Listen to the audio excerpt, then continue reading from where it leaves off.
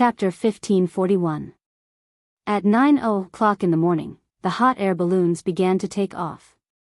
One after another, the bombers, filled with black oil, began to move in the direction of Lahore. On the city gate tower, a group of Kiliarchs followed by Sinjar. They were currently patrolling the city gate tower. In Sinjar's eyes, this first battle was especially important.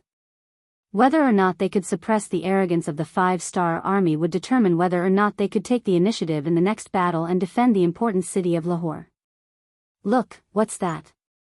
In the sky, above our heads, what's that? Oh my God, that thing can move, and it's floating over our heads. Is that an immortal?" When the hot air balloons appeared in the sky above Lahore, there were all sorts of shouts from the Sudanese who discovered all this. Due to the close distance and the influence of the Han culture, the appearance of these hot air balloons made many people mistakenly believe that an immortal had appeared. At this time, Sinjar also looked up at everything in the sky at this time with a puzzled look in his eyes. The Air Force had only been used against the Golden Horde and the Ross Duchy before. Because the distance between the two sides was too far, this matter had not reached Sinjar's ears. At this moment, he only looked at the sky curiously, not knowing what exactly it was. But instinctively, Sinjar felt that this thing was somewhat dangerous. It didn't matter if he didn't know. Division Commander Sun Lixing would soon let them know the power of this thing. When most of the hot air balloons reached the designated position, the flag bearer beside him put down the red flag in his hand, indicating that they could freely attack. The Air Force soldiers, who had been impatient for a long time, immediately threw wooden barrels from the hot air balloons onto the ground one after another. At this time, looking from the ground at this time, it really looked like the bombers of the future dropping bombs. After the wooden barrels were thrown down from the sky, lit matches were also thrown down from the sky one after another. In the face of all this, the Sudanese in the city still looked at all this with puzzlement. In their eyes, the lethality of the wooden barrels was extremely limited. They were too small in size and had low damage. They were even more threatening than the primitive catapults. Of course, this perception would soon be overturned. When the wooden barrel fell to the ground, a large amount of black liquid flowed out. When the fire starter fell to the ground, both sides quickly fused together to form huge balls of flames. That kind of scorching feeling, that kind of destructive power began to be astonishingly revealed. The black oil that could not be extinguished with water grew bigger and bigger, incinerating everything it came into contact with. As more and more houses and even some granaries containing military rations were set ablaze, Sinjar and the Sudanese soldiers in the city began to panic. For the sake of the mission, they could see the people's houses being destroyed, and they could also see the people being burned to death right in front of them. Even if it was war, would there always be sacrifices? However, when they saw that even the rations were destroyed, their expressions changed drastically. Without food, it was the same as having no food. How could people defend the city without eating? Put out the fire, quick! More and more soldiers were pouring water onto the black oil with all kinds of containers. Not only did the water not extinguish the fire, it only made the fire burn even more fiercely. This kind of scene that completely overturned everyone's perception made Sinjar feel a sense of helplessness in his heart. Originally, he wanted to have a good fight with the five-star army and see how powerful the enemy's cannons were. But now, there was no need for the five-star army to do anything. This fire had completely destroyed the city. Not only were their belongings destroyed, but even their fighting spirit was burned away. He could not wait any longer. Otherwise, he would not be defending the city. He would die here with the city. The 60,000 soldiers in his hands were the most powerful force in the Sultanate. Once the country was lost, Sinjar decided to sacrifice the soldiers to protect the general. He did not want to defend the city anymore.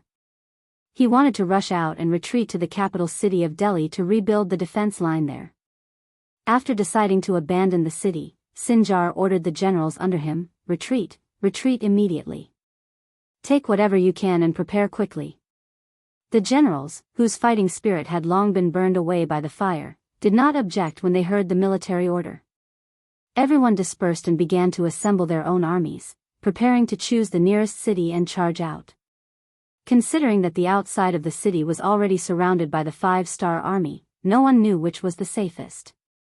Sinjar simply did not arrange a path for everyone to rush out.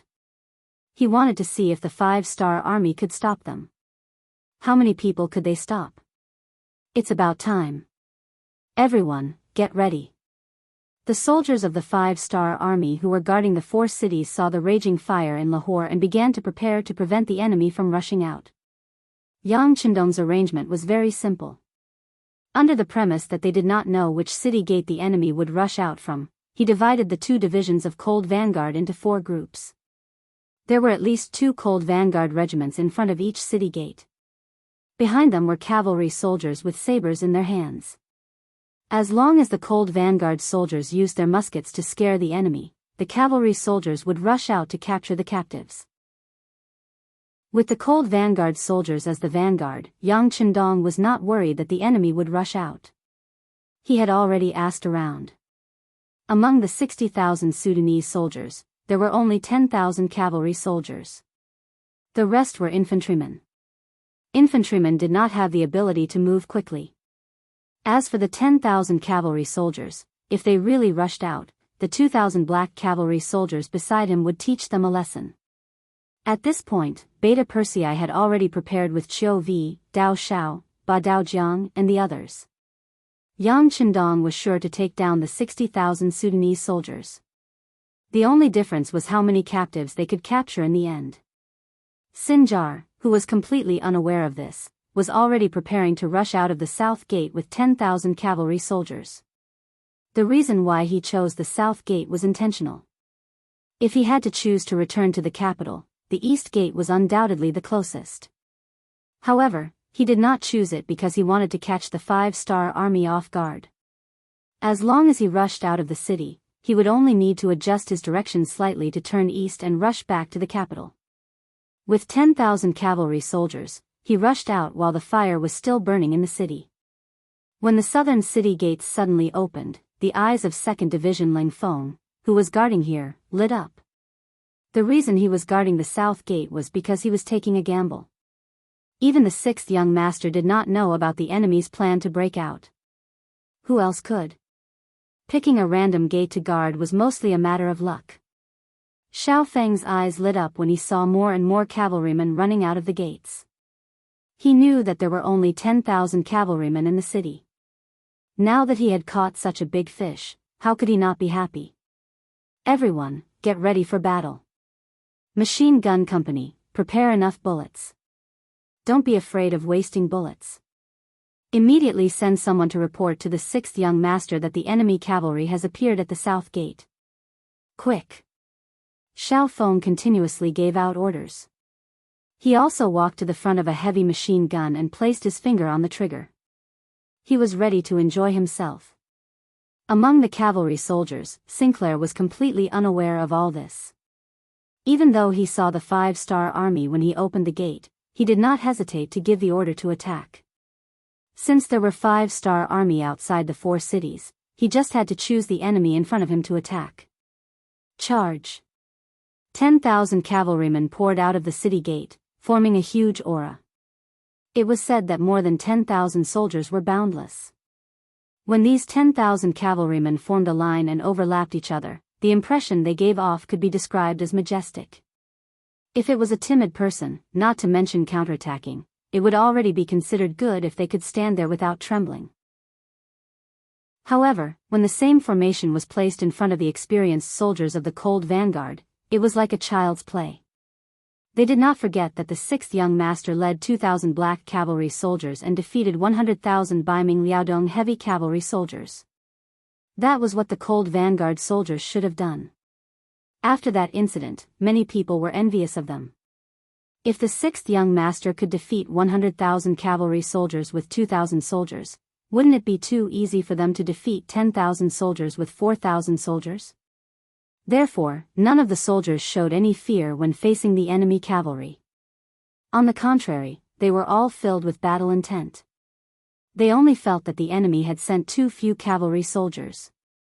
As the commander, Xiao Feng was also very excited. When he saw that the enemy cavalry had all left the city and started charging, he shouted to the messenger beside him, "Order the artillery battalion to fire. Scatter the cannons and fire 2 shots at the front. Disrupt the cavalry formation." The reason why cavalry had a crushing advantage against infantry soldiers was because of their collective charging formation. With the advantage of speed and endless charging force, there were very few infantry soldiers who could resist them. The purpose of the cannons was to disrupt the enemy's formation and suppress the advantage of cavalry soldiers to the lowest point. When that happened, they could do whatever they wanted. After receiving the order, the messenger quickly turned around and ran. The artillery battalion had already taken out the cannons from the wooden boxes and were waiting for the order to fire. On the other hand, the 10,000 cavalrymen led by Sinclair were still clueless. They continued to charge forward using the most primitive method. Chapter 1542. Especially after they were 2 li away from the city gate, they were already very close to the 5-star army. However, when they still couldn't see the enemy cavalry charging out, Sinjar couldn't help but reveal a joyful expression. The distance was too close. Even if the 5-star army cavalry charged, they wouldn't have the advantage of speed. At that time, he would have the complete upper hand. Just as he was sighing in his heart that the 5-star army was only a so-so, a flash of fire suddenly appeared in Sinjar's eyes. Just as he instinctively felt that something was wrong, a cannonball landed a few dozen meters away from him. The cavalry at that location immediately let out a burst of cries and howls. Let's not talk about the place where the cannonballs landed and the cavalrymen were blown away. When the nearby cavalrymen heard the loud rumbling sound, they all went crazy. Under the fear, they didn't listen to their master's orders. Instead, they ran around and threw the cavalrymen on their backs off their horses. The cannonball was so loud that it caused the horses to run around like headless flies. There was no need for the 5-star army to do anything. The Sudanese cavalry that was originally in formation was already in chaos. The chaos in the formation greatly exceeded Sinjar's expectations. He originally wanted to charge out, but he couldn't help but slow down. After he realized that something was wrong, he didn't have a better idea. They had already charged out. Could it be that they had to retreat back into the city? The city was currently on fire. If they stayed there, the city would be breached sooner or later. Rather than that, they might as well give it a try. Everyone, don't be afraid. Continue to charge. As long as we charge out, we will live. He shouted loudly to boost the morale of the army. This shout finally stopped the chaos in the cavalry. Of course, the most important thing was that the cannonballs had already been fired. After the cannonballs stopped, the cavalry seemed to have regained their spirit. When they saw that the 5-star army was less than 2 li away from them, in order to survive, they mustered up their courage and ran forward with all their might. Don't be in a hurry. Fire after 300 meters. Seeing that the enemy cavalry was no longer as imposing as before, Commander Xiao Feng felt even more confident. He chuckled and spoke unhurriedly. The effective range of the 95 style was around 400 to 500 paces. If the wind was blowing, it was possible to hit further away. At 300 paces away, anyone who was hit by a bullet would be severely injured, if not killed instantly. The 2 regiments of Cold Vanguard were not in a hurry, but the Sudanese cavalry were excited.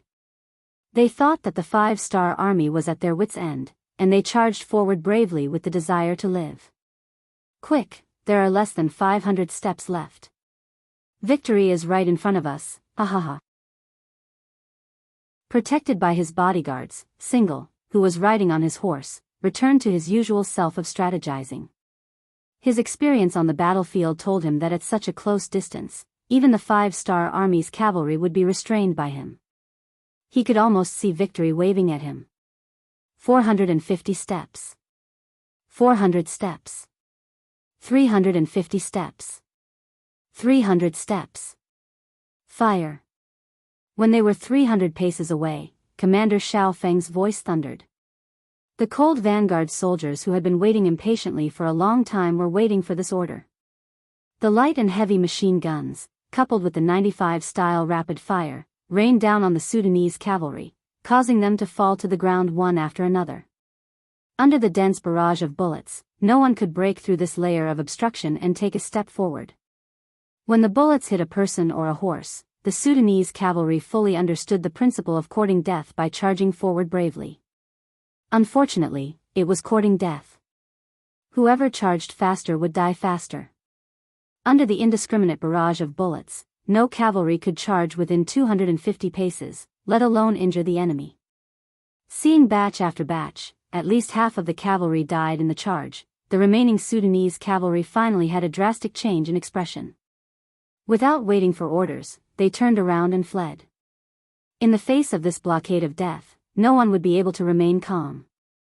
Single's luck was not bad, perhaps because he did not charge at the front, but he survived. However, there were times when being alive was far more unbearable than being dead. Just like the current him, seeing the cavalry under his command fall down wave after wave as if they were cut chives, and then no one was able to stand up again, he was truly scared silly. He had seen the power of firearms before, but they were usually limited to short range, and reloading was very troublesome. Facing the charge of the cavalry, they could only launch one wave of attacks. Needless to say, the accuracy of the attacks was even worse. For the elite cavalry, the lethality of the attacks was very limited. Although they couldn't be ignored, the attacks wouldn't affect the cavalry's charge. They would only cause a certain amount of damage to the formation of the infantry. Unlike the firearms in the hands of the 5-star army, they were really good at reaping lives. The bullets seemed to be endless. The faster the cavalry charged, the more they died. This was an undefeatable enemy. Single finally understood why the Khanate alliance, which had a total of 1 million men, was defeated by the 5-star army, which only had a few 100,000 men. The more he thought about it, the more afraid he became. This nightmare was finally his turn. How could he defeat such an opponent? It seemed like the only choice was to escape. Single was terrified. He led his cavalry of less than 5,000 and turned to flee. They wanted to get out of the firing range of the muskets. As for where to go next, they would not wait for death here. It's finally our turn, right? Charge! The commander of the Mabe division, Xin Honghai, had been waiting for a long time. Seeing the enemy cavalry start to flee, about to escape the firing range of the guns, he laughed and led the cavalry of the Mabe division to charge. Along with them were 10,000 cavalry from Meng 3 division. Although their division commander Chiwen was not in the direction of the south gate, the leading general still shouted and charged after Mabe division. This scene was seen by Beta Persei from afar. At this time, there were 1,000 fully armed black cavalry behind him. Fuck, who ordered them to charge? Hurry, hurry, or we won't even get to drink soup. Beta Persei was anxious. He rushed over as soon as he heard the enemy cavalry rushing out from the south gate, but it seemed like he was still one step too late. Charge! There were firearms waiting to reap his life. Run! There were countless 5-star army chasing after him, also waiting to reap his life. Seeing that he would die no matter what, Single, who didn't want to die, rolled his eyes and made a very unmanly decision. That was to dismount and surrender. No one was willing to surrender, but after seeing the air force and powerful firearms of the 5-star army, the pride in Single's heart had long been destroyed. After knowing that he would die if he continued to fight, he wisely chose to surrender. Although it would not look good on his face, it was better to live than to die. Only by living could people have the right to talk about everything. Even their commander, Sinclair, had taken the initiative to surrender. How could the soldiers under him still care about their reputation? They immediately got off their horses and knelt down to surrender, causing the 5-star army cavalry to feel as though they were punching cotton. All of this happened to be seen by young heir who was chasing after them. He immediately laughed out loud and thought to himself, "Who told you to not wait for me, your second brother? Great, now you won't have the chance to kill people anymore, right?" The enemies at the south gate had all surrendered except for those who died in battle. They were not the first to choose to surrender, nor were they the first to end the battle. The progress at the east gate was faster than them. They were all infantrymen, and they were first attacked by artillery. Many of them were already scared out of their wits.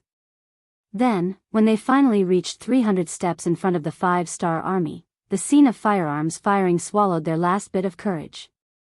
At that time, when the 5-star army cavalry charged, there was no other choice but to surrender. This battle lasted from 9 in the morning to 3 in the afternoon. From the beginning to the end, it was only 6 hours. More than 20,000 of the 60,000 Sudanese soldiers were killed, and more than 30,000 of them surrendered. The battle ended so quickly that the Sudanese people in the city lost all hope. For a time, many people rushed out of the city gate. They were holding bags of various sizes, which were the most valuable things in their homes. They knelt on the ground and begged the 5-star army not to kill them. They surrendered. "Young master, do you want to send someone into the city to take a look?" Beta Persei saw that the people in the city had come out to surrender.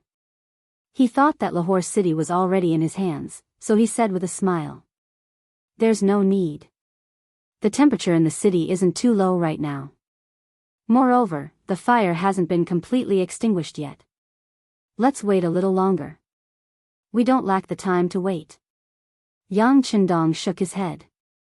Yang Xia was able to achieve what he had today under his leadership. Naturally, Dutsong played a very important role, but at the same time, his cautiousness was also very important. Otherwise, in the face of so many ambitious and ruthless people, he would have been eaten alive long ago, leaving not even his bones behind. Yes. Facing Yang Qindong's cautiousness, Beta Persei's face also became a lot more serious. He also began to reflect on whether he was a little too complacent after winning the battle. It seems that he has to change in the future and become more calm. It's just that Beta Persei has nothing to do with the word calm. It was not easy to teach this kind of person, who would shout and scream whenever there was a battle, to be cautious. Chapter 1543.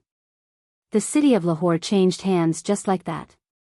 Because the 5-star army had set up an encirclement in advance and did not let any enemy escape, the news did not spread.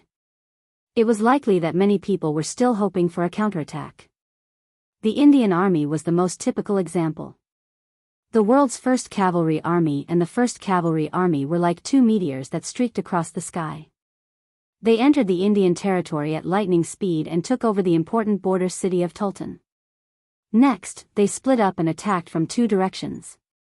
In a short period of time, they caught the Indian Army off guard and took over a dozen cities. When the news reached the capital of India, King Jawaharlal Nehru was really shocked. He originally thought that the appearance of the 5-star army would lead to a battle with the Delhi Sultanate. By then, no matter who won or lost, he would be able to act according to the situation. He would have ample time to prepare and reap the benefits. Who would have thought that the enemy would appear so soon? Also, from the information he received, the 5-star army did not take over Lahore. How did they have the courage to enter the Indian territory? Was they not afraid that the Sultanate would cut off their path of retreat? At this time, Nehru still could not see his own weakness, which was being conservative. He rarely fought outside. Occasionally, he would send troops to fight against small countries like the Sultanate. This made him feel very good and he thought that the Indian army was invincible. This mentality of not being able to go out and take a look was similar to the mentality of the Qing army in the late Qing dynasty. When such an army encountered a truly powerful force, the opponent would teach them how to behave in a matter of minutes. There were too many things that he could not understand, but time did not allow Nehru to think too much. He also received news that the battleships of the 5-star army had begun to move towards some coastal towns in the country. Unfortunately, the city he was in was close to the Arabian Sea and the Indian Ocean. This kind of attack from both land and sea really gave him a headache. If it was only a unilateral attack by the army or navy, he would not be afraid. India had a population of nearly 10 million.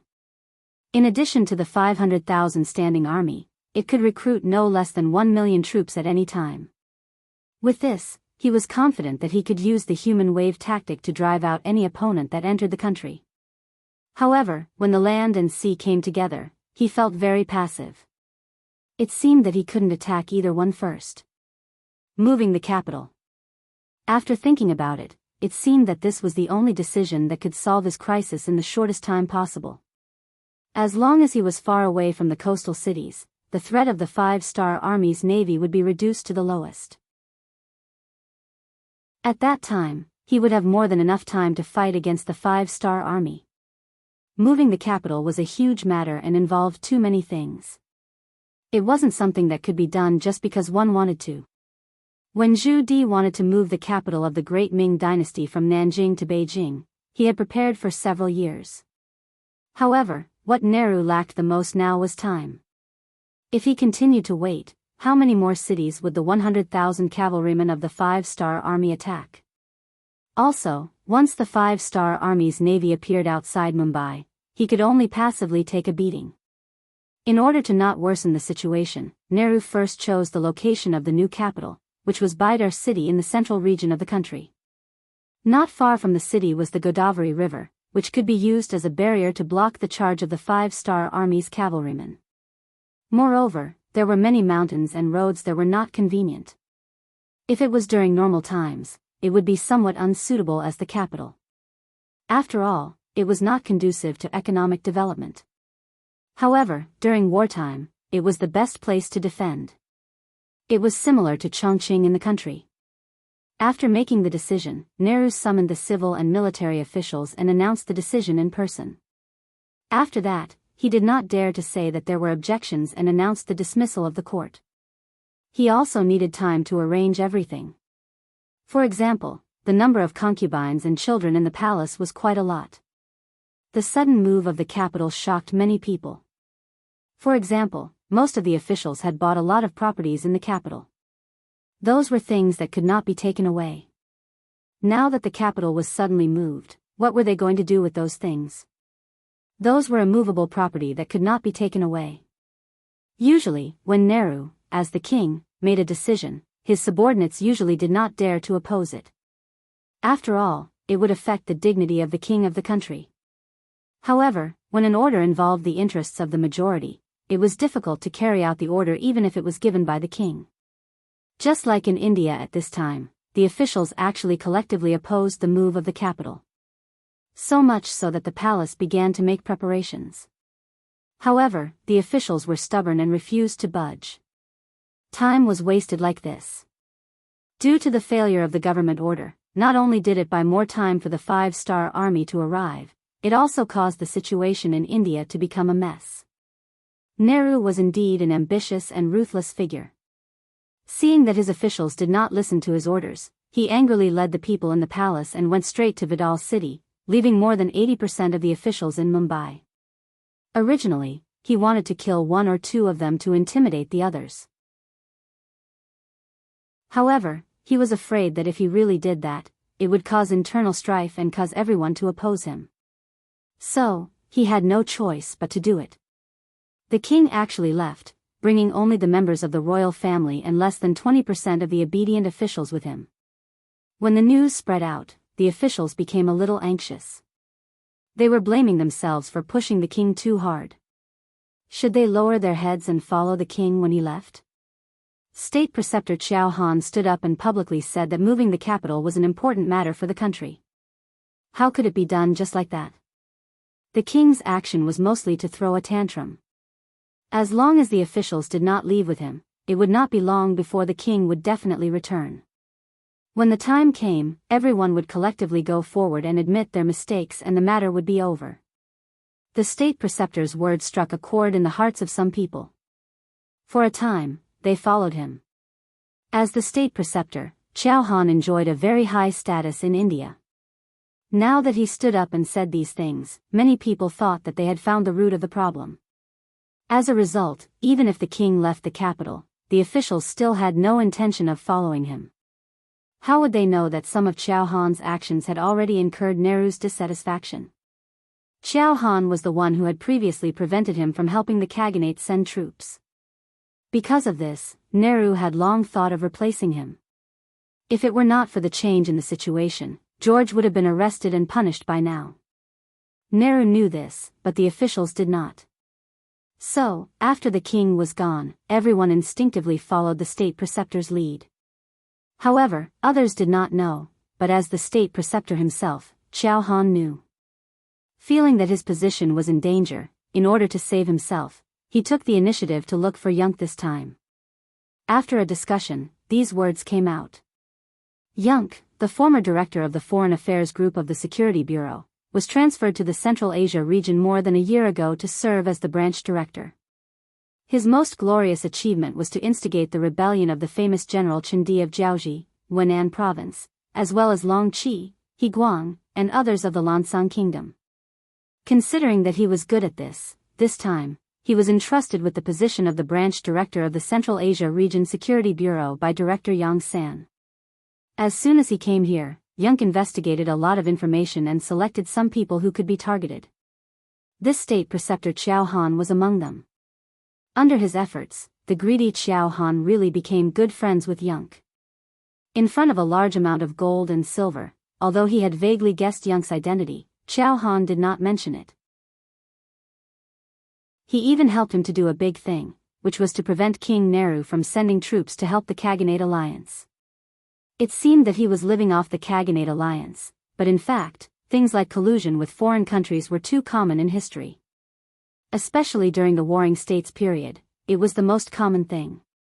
Often, when one side could not defeat the other, they would find a way to deal with the other side. Then, there would be cases of troops retreating when they almost reached the capital of a country. In the end, Qiao Han was the state preceptor, not the king. This difference of one word was the difference between a monarch and a minister. The monarch was permanent, but the minister could be changed. At that time, most people became officials only for money. Otherwise, there would not be a saying that thousands of miles became an official only for money.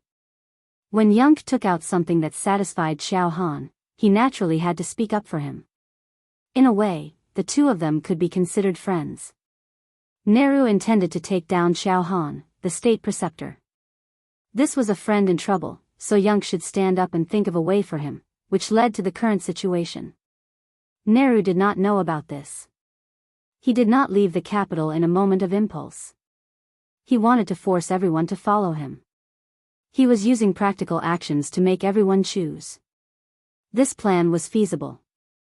Originally, there were already some ministers who wanted to follow, but because of Qiao Han's interference, everything turned into nothing. After knowing the reactions of the ministers in the city, Nehru was furious. He wanted to immediately cut Qiao Han into pieces. Men secretly informed the people in the capital to kill Qiao Han. Nehru knew that if Qiao Han did not die, it would be difficult for the ministers to move the capital, so he gritted his teeth and said fiercely. Nehru wanted to kill Qiao Han, but it was too late. Whether it was Qiao Han's wisdom or Yunk's experience, how could they not have guessed this? They were already prepared.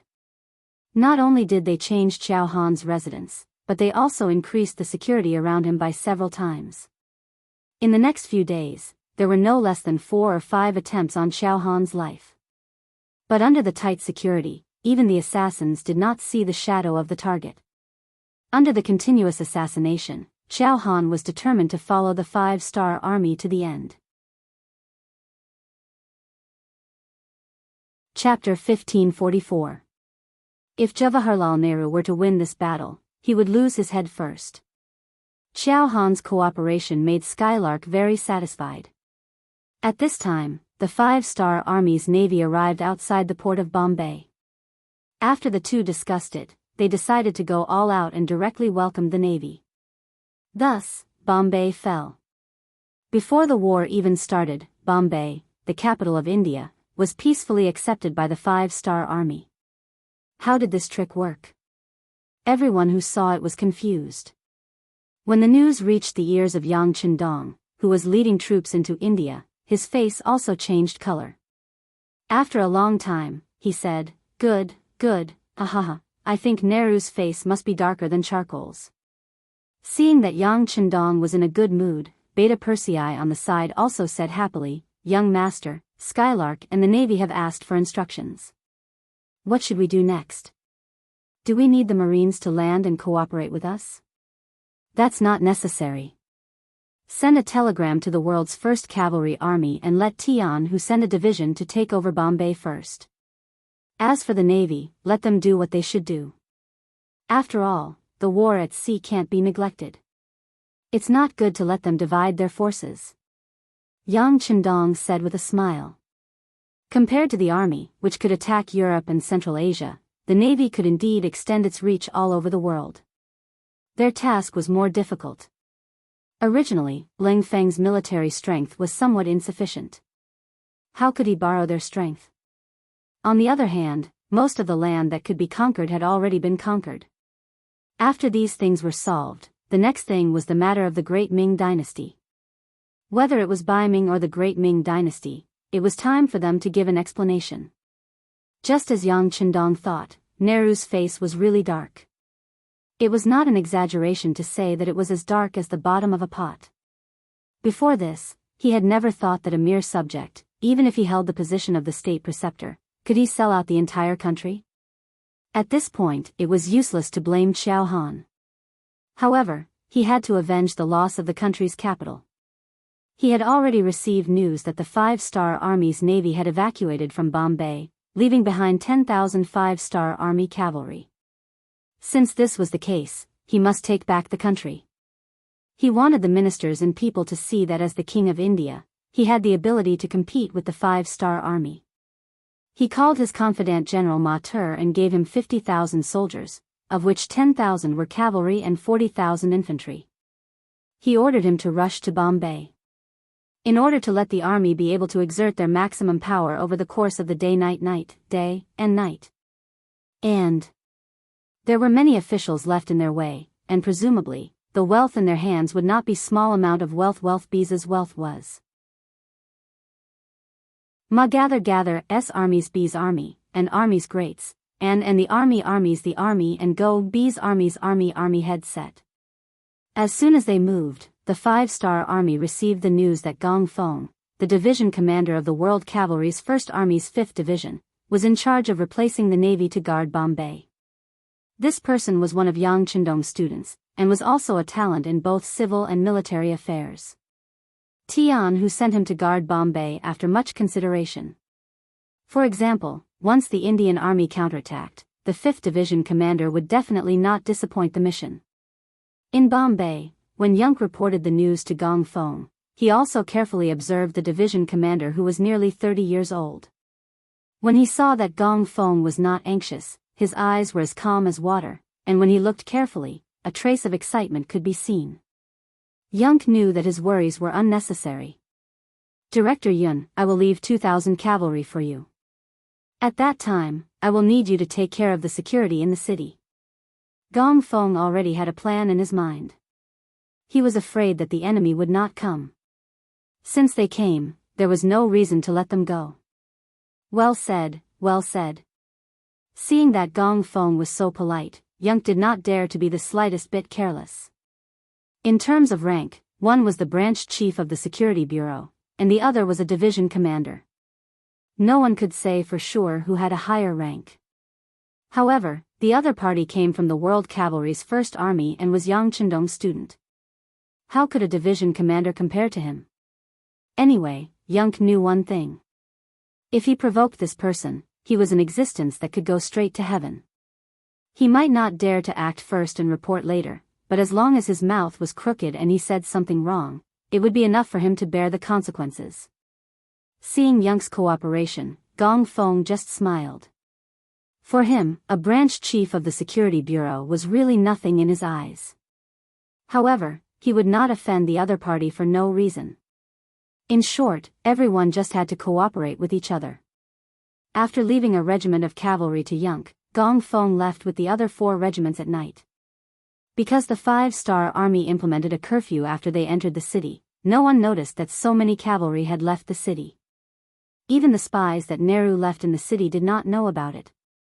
Gong Feng had already made arrangements for the 5-star barracks in the city. He got the soldiers to shout in unison when they had nothing to do, creating the impression that they were training with a large number of people.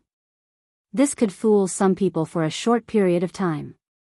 After the matters in the city were arranged, Gong Feng left the city. As for where he went, even Yang did not know.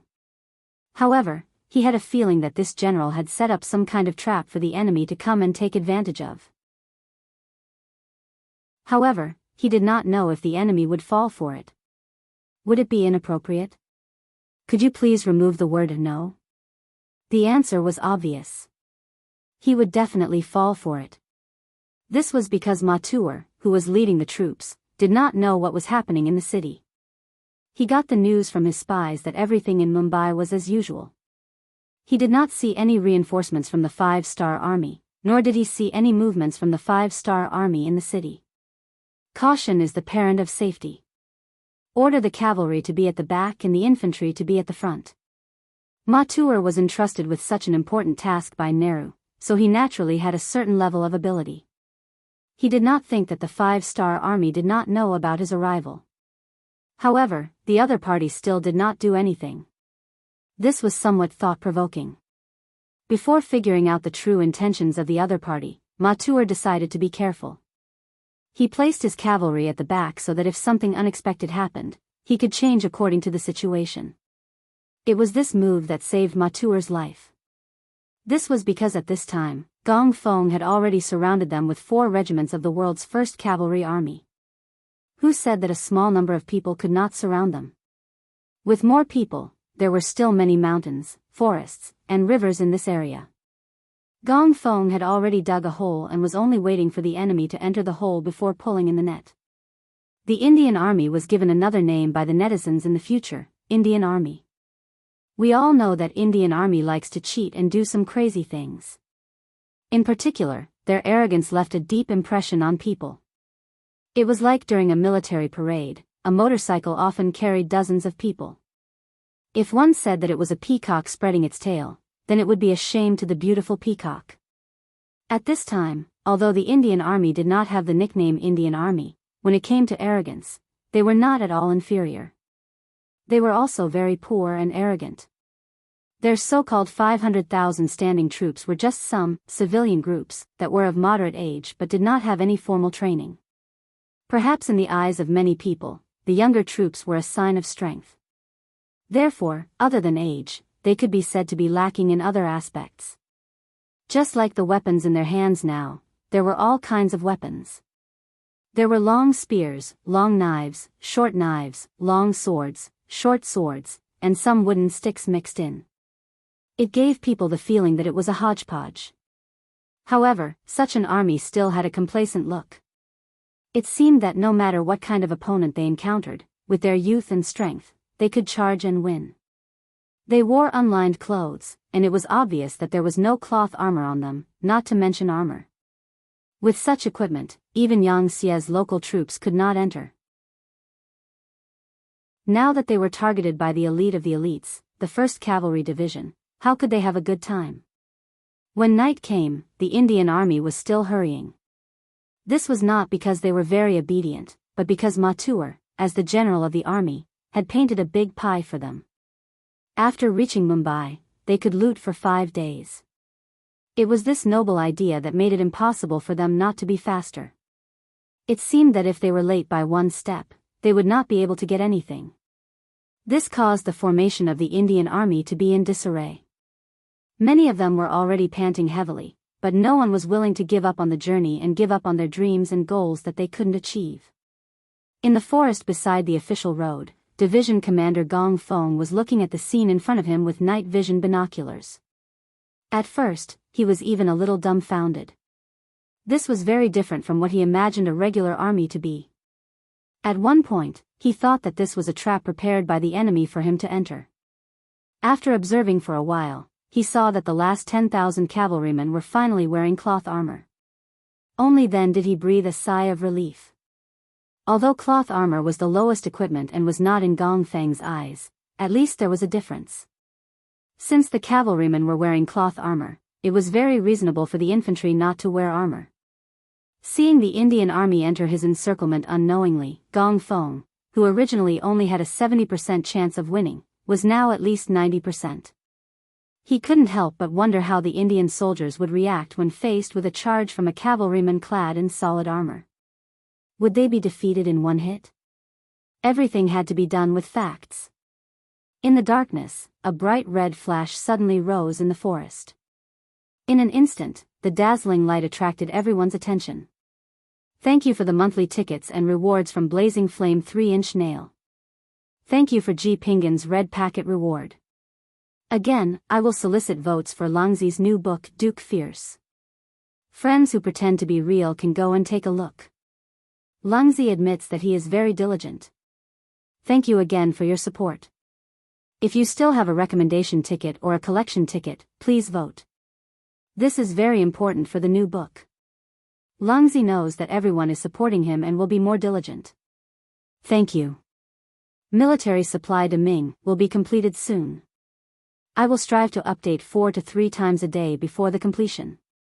Don't worry, no matter what happens, I will not stop updating. I guarantee a smooth completion. Thank you again for your support. Chapter 1545. The sudden appearance of the red light immediately attracted the attention of the 50,000 Yin soldiers. They were still wondering what it was and why it was so bright and beautiful. Suddenly, the sound of horse hooves could be heard from below their feet and into their ears. It's an ambush. Ma Tuer, who was riding his horse, also saw the red light. Instinctively, he had a bad feeling. When the sound of hooves entered his ears, his first reaction was that the enemy had arrived. He had not received any reports and there shouldn't be any cavalry from the 5-star army nearby. So where did this commotion come from? What was going on? With 70% confusion and 30% doubt, Ma Tuer followed the sound and looked forward. What he saw was the chaotic scene of the army formation. The 5th Heavenly Cavalry Division had attacked. The red signal flare was the order to launch an all-out attack. A total of 4 regiments, totaling 8,000 cavalrymen, charged out from all directions, charging towards the Indian infantrymen on the main road. Before they even arrived, the Big Dipper crossbows in their hands were already activated. As the arrows rained down, the Indian soldiers who did not know what was going on were met with a barrage of attacks. He didn't greet them, nor did he challenge them to a fight. The first thing he did was launch an all-out attack. As the crossbow bolts rained down one after another, cries of agony could be heard coming from the Indian soldiers who were dressed in simple clothes. This was the biggest difference between having armor and not having armor. In some dynasties, in order to not suppress the bravery of the commoners, the officials allowed them to carry weapons or self-made crossbows. However, they would definitely not be allowed to carry armor. Just from this point alone, one could see the difference between having armor and not having armor. On the battlefield, even when faced with a rain of arrows, soldiers with armor had a 30% chance of survival. Even when facing an opponent, they could still be injured in 4 or 5 places before dying. However, soldiers without armor did not have such ability. Usually, victory or defeat would be decided in a single exchange. The Indian soldiers without armor were completely defenseless against the Big Dipper crossbows at close range. Initially, they thought that this would be a good mission. They only needed to rush to Mumbai and attack the city with their advantage in numbers. By then, there should be reinforcements from the city. By then, the city gate would be breached under the pincer attack from both sides. By then, it would be time for them to reap the rewards. Who would have thought that they would run into enemies halfway through their journey? Moreover, it was when they were extremely tired. At this moment, facing the crossbow bolts from afar, even if some people wanted to turn around, they couldn't do so. Not to mention, the 5-star army's cavalry seemed to be everywhere. They didn't even know which direction to run to. They were like headless flies. Other than being helpless and dying, they didn't know what to do. In the future, when tens of thousands of Ming soldiers faced thousands of Jianghu soldiers, they would be defeated in one blow. In the future, when tens of thousands of Ming soldiers faced hundreds of Japanese soldiers, they would also frantically retreat and throw away their cannons. This was enough to prove the difference between elite soldiers and mediocre soldiers, as well as the difference between good equipment and plain clothes. Just like now, facing the fully armed soldiers of the world's first cavalry army and facing a sudden attack, the 40,000 Indian soldiers did not even have the chance to resist and were thrown into chaos. In the battle, there were countless people who died from being trampled. In the end, someone shouted, "Abandon your weapons and kneel on the ground. Those who surrender will live." In the dark night, black figures knelt on the ground one after another. Their movements were so orderly that it was as if they had rehearsed it hundreds of times. Compared to the incompetence of the infantrymen, the performance of the cavalrymen was slightly better. However, it was only slightly better. Under General Matuer's orders, they even launched a counterattack. However, it was obvious that their cloth armor could not block the arrows from piercing through their bodies. However, what was even more unexpected was that when the battle was at its climax and the Indian cavalrymen still had the advantage in numbers, Matuer, who was leading the troops, actually led the 1,000 or so cavalrymen to escape. This was because he could not see any hope of victory. In addition, in the dark night, he did not know how many 5-star army soldiers there were. He was very worried that if he continued to fight, he would lose his life here. As such, he might as well just leave. The fact that their general had escaped was a huge blow to the Indian cavalrymen. In addition, the 5-star army's cavalrymen seemed to have an endless supply of arrows. In the end, they also chose to surrender. 8,000 against 50,000. With the advantage of equipment and combat experience, the battle was over in just over 6 hours when the sun rose. At this time, the Indian soldiers realized that there were less than 10,000 of the 5-star army soldiers surrounding them. However, at this moment, they no longer had any weapons and were like meat on a chopping board. They could not muster up any will to resist. When evening came, Division Commander Gong Fong led the army back to Mumbai with 30,000 Indian soldiers. This scene was witnessed by the common people in the city. They did not know when the 5-star army left the city, but when they saw that only a few thousand cavalrymen were able to escort tens of thousands of Indian soldiers into the city, many of the common people's faces turned gloomy. Their own army was so weak that it caused the little bit of pride in their hearts to diminish. After Matuer's army was defeated, he returned to Vidar city 3 days later. He cried and complained about the shamelessness of the 5-star army. He even exaggerated that 70 to 80,000 5-star army cavalrymen surrounded them and set fire and arrows on them. In the end, he was unable to turn the situation around and killed his way back. King Nehru's face was naturally filled with anger. He cursed Matuer's incompetence in his heart. He did not believe that there would be any 5-star army cavalrymen around Mumbai city. However, considering that they were in dire need of manpower, if he really killed Matuer, it would inevitably cause panic among the other generals. In the end, he only reprimanded Matuer and allowed him to take the blame. In the eyes of the other generals, Nehru displayed the image of a benevolent king. Everyone praised him endlessly. The rest of the generals expressed that when they encountered the main forces of the 5-star army, they would definitely risk their lives to repay the king's kindness. In the eyes of Nehru, all of these made him very satisfied. He took the opportunity to announce that he would send out 300,000 soldiers and set up a defensive line in front of the Godavari River. For this, he even took out the cannons and guns he bought from the Westerners and put on a look that said he would take care of whoever came. However, no matter what, after Matl's defeat, Nehru's thoughts of splitting up his forces had been resolved. He could be considered to have completely given up on the vast land north of the Godavari River, and instead used a passive method to wait for the 5-star army's arrival. Time passed quickly. Half a month later, Yang Chendong brought the main forces of the 5-star army to Mumbai city. Outside the city gate, Division Commander Gong Fong held a grand welcoming ceremony. When the 5-star army entered the city one after another, the neat marching formation and the excellent equipment were displayed one by one in front of the Indian people. Some people who originally wanted to wait for the king to come back unknowingly gave up on that idea. The troops just entered the city normally, but some people's thoughts of resistance were extinguished. At this point, Yang Chendong had fully understood and used what was called creating momentum. Over the years, he had also become better at using the people's hearts and using momentum to achieve what he wanted. The army only stayed in Mumbai city for 2 days. After a short rest, they went out of the city and went straight to the Godavari River. Nehru was waiting for a decisive battle. How could this not be what Yang Chendong wanted to see? Although the Delhi Sultanate had been attacked in the Battle of Myanmar and had to withdraw 20,000 troops, the pressure there had been reduced to a certain extent. But after all, the war was still going on. Every day that was delayed would cause the development of the Delhi Sultanate to stagnate. If he could settle the matter of India earlier, he could send troops to help. In comparison, if he could have a decisive battle with the Indian army earlier, he would not delay it by a day.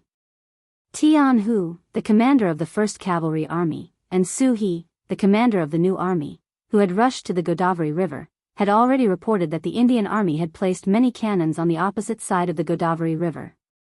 They even saw nearly 10,000 flintlock soldiers. This was the main reason why they had no choice but to stop the charge. It was just that this defensive formation was naturally a great existence in the eyes of the cavalry. But in Yang Chendong's eyes, it was really nothing. Comparing firearms? His Leng Feng was definitely at the ancestral level. When the 2nd and 4th Divisions heard the news, they were also very excited. When they found out that the other party also had firearms, they really wanted to see for themselves. Compared to the cold weapons that were charging at them, they preferred to destroy firearms. It seemed to bring them more glory. In their excitement, the army moved very quickly. In just 5 days, they had reached the opposite side of the Godavari River. At the same time, the heavy cannons and other weapons in Leng Feng's hands arrived as well. The 5-star army had finally arrived. Nehru, who was in Bidar city at the rear, was also the first to receive the news. From this moment on, he became a little anxious. Although he had spent a lot of money to buy these firearms, how good were their performance? The power of these firearms had yet to be tested. At the same time, he also knew that the 5-star army also had firearms. He just did not know who would be more powerful when the two sides met. Just as Nehru was feeling anxious, on the morning of the 2nd day after the 5-star army arrived, the 2nd and 4th Divisions of Leng Feng began to move. 75mm field cannons were pushed out from the army, constantly moving towards the Godavari River. During the meeting in the tent last night, Yang Chendong had introduced the range of the cannons to everyone. They could only fire about 3 li. Although these cannons were considered decent weapons back then, in the eyes of Leng Feng, they were really not enough. As the soldiers of Leng Feng pushed the cannons forward, they were naturally filled with confidence. They only stopped when they were about 3.5 li away. Chapter 1546. They were both using cannons and exploding shells, but the range of the cannons was 6 li. The distance of the cannons was more than twice that of the enemy's. The outcome of the battle had already been decided before it even began. Everyone, pay attention. Once the enemy's cannons are destroyed, it will be time for our cavalry to charge. At that time, everyone must seize the opportunity to cross the river. The first to reach the other side will be given the highest merit. As the various divisions and commanders pushed forward with the cannons, they also mobilized their soldiers. According to the battle plan Yang Chendong had laid out last night, bombarding the enemy's firearms was only the first step. The most crucial step was to cross the river and fight. If they couldn't do that, it would only be a small victory. For this reason, the officers of the various armies and divisions who had accepted the mission mobilized their troops to chop down all the trees in the vicinity as soon as the sun rose. They made simple wooden bridges so that they could cross the river at any time. This time, those who followed Yang Chendong were all veterans who had been on the battlefield. Many of them were no longer afraid of war. On the contrary, because of Yang Chendong's emphasis on military merit, many of them were excited as if they had been injected with chicken blood. They were afraid that there would be no war to fight. That would make all the skills they had learned useless. It could be said that it was precisely because of this powerful security system and the establishment of military merit awards that the 5-star army would not develop a battle weariness even when they were fighting everywhere. It wasn't easy for them to rely on war to live a good life. How could they dislike war and give it up in the end? With their fighting spirit and high morale, coupled with the strongest equipment and the most powerful firearms, who could stand against them? When the cannons were pushed to the front of the Godavari River, only 1.5 li away from the Indian cannons, the 2 divisions and 400 cannons stopped. Following that, boxes of cannons were pulled up by horses and mules. The cannons were opened and the cannons were dismantled. The preparations for the cannons were done in an orderly manner. On the other side of the Godavari River, many of the Indian generals saw all of this. Ma Tuer, who was trying to redeem himself, even estimated the distance between the two sides. When he confirmed that it wasn't within the range of the cannons, he could only shake his head helplessly. Then, he looked at the 5-star army on the other side of the river. He wanted to see what the Han army was going to do. At the same time, he would occasionally glance at the rear of the army. Due to his previous experience of being defeated by the 5-star army, he had formed a 20,000-man inspection team. If anyone dared to take a step back during the battle, they would be treated as deserters and killed without mercy. It was precisely because of this preparation, coupled with the danger of the Godavari River in front of them and the firearms and cannons on the side, that Tuer felt a bit more confident in this battle. Last check, reload the cannons in 3 minutes. As the commander of the Leng 2nd Division, Xiao Feng's experience came into play. This time, he became the commander of both the Leng 2nd Division and the Leng 4th Division. In the following time, the cannoneers quickly checked the cannons. When there were no problems, the soldiers picked up the cannons and prepared to reload at any time. Xiao Feng turned around and after confirming that there were no problems, his expression turned serious. As he shouted for the cannons to fire, the small red flag in his right hand fell down. Instantly, 400 cannons fired at the same time towards the other side of the Godavari River. There was no test firing, nor was there any calibration. There were simply too many Indian soldiers on the other side of the river. Looking from afar, it seemed as though there was no end to the number of tents. With so many targets, it was impossible for the cannon to miss. Shio shio shio. Shio shio shio. The cannons let out a pleasant sound as they pierced through the air and landed on the Indian camp on the other side of the Godavari River. Some landed on the enemy's cannons, some landed among the gunners, and some landed among the archers.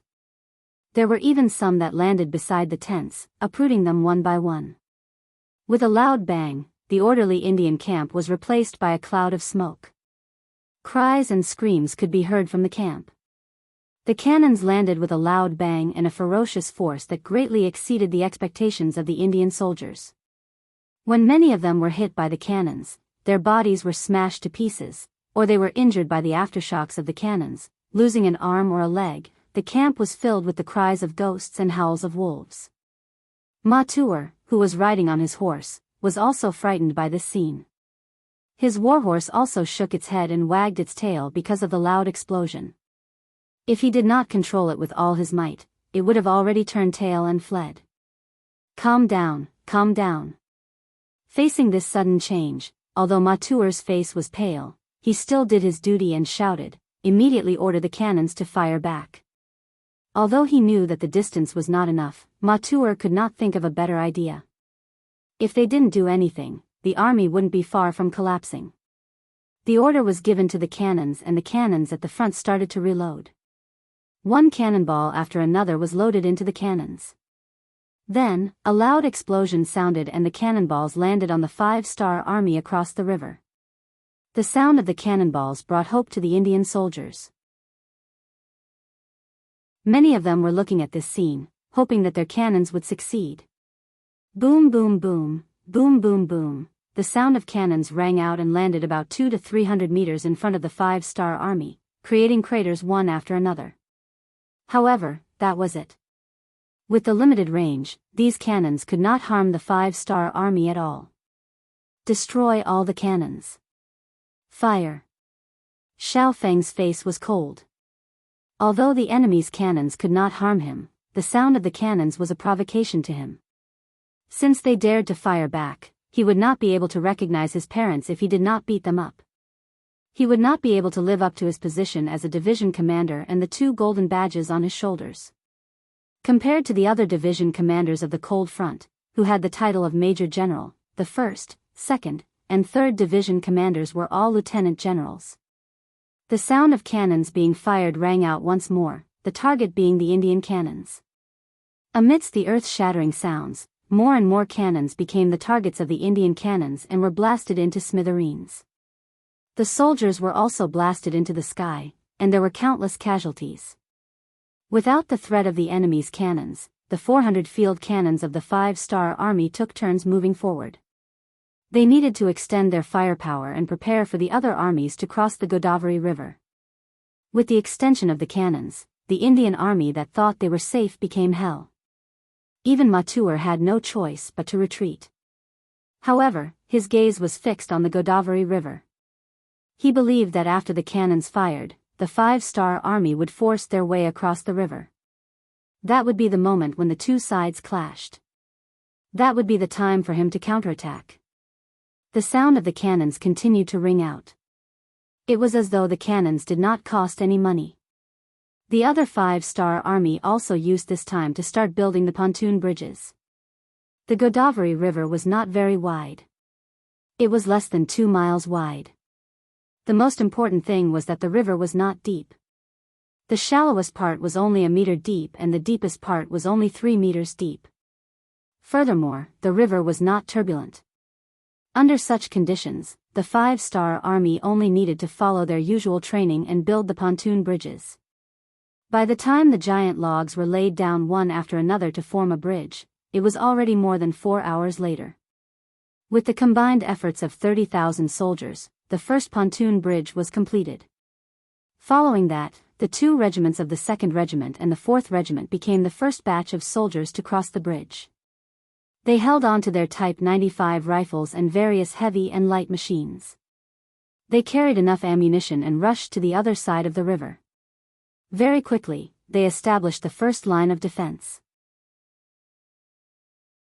With just one pontoon bridge, it was unknown how long it would take for an army of 200,000 to cross. Thus, the 2nd and 3rd pontoon bridges were quickly constructed. Compared to the difficulty of the first pontoon bridge, the subsequent construction was much faster. They could build both pontoons at the same time. In the end, they only needed to connect the pontoons. The main focus of the 5-star army was still on the pontoon bridges. This gave the Indian army a chance to counterattack. Mater, who had been waiting for this opportunity, immediately gave the order for the entire army to charge forward. Not only did they have to blast the 5-star army into the river, they also had to destroy the pontoon bridges. This was also the only chance for the Indian army to turn the tables. As long as they did not allow the 5-star army to cross the river, they would be in an invincible position. Behind them were the 20,000 soldiers of the inspection team, who were staring at them like tigers watching their prey. To the majority of the Indian army, they could either stand there and wait for the cannons to blast them to pieces or charge forward and chase the 5-star army back. Without any other choice, more and more Indian soldiers chose to take the initiative to attack. In their eyes, this was not only a matter of luck. If they did well, they could even earn merits. It was the only way for them to survive. In the blink of an eye, more and more Indian soldiers launched their counterattack. They held on to all sorts of weapons and shouted out various slogans to boost their courage. Some of them even tore off their clothes, leaving their upper bodies bare. It was as though they were fighting to the death. With so many people charging forward, the aura they exuded was shocking. If it was a cowardly person, they would have already trembled and not know what to do. However, for the battle-hardened soldiers of the cold front, such a small battle was nothing. On the contrary, with so many military merits in front of them, everyone's eyes lit up. Their fingers involuntarily reached for the trigger. Chapter 1547. Everyone, don't be impatient. Let's get closer before fighting. As the commander of the 4th Division, Ling Daqiang's eyes were shining as he spoke. Unknowingly, he had already picked up a light machine gun and was ready to shoot. 800 steps, 700 steps, 600 steps, the Yin army was getting closer and closer. Those with good eyesight could even see the ferocious expressions on their enemies' faces. However, this did not affect the mentality of the cold vanguard soldiers at all. They all remembered the main points of their training, held their breaths, and adjusted their breathing to ensure that they could hit the target more accurately when they fired later. 400 steps, 300 steps, 200 steps, 180 steps. At this distance, it was guaranteed that the 95 style would be able to unleash its greatest power. At this moment, Commander De Cheng finally shouted, "Everyone, fire!"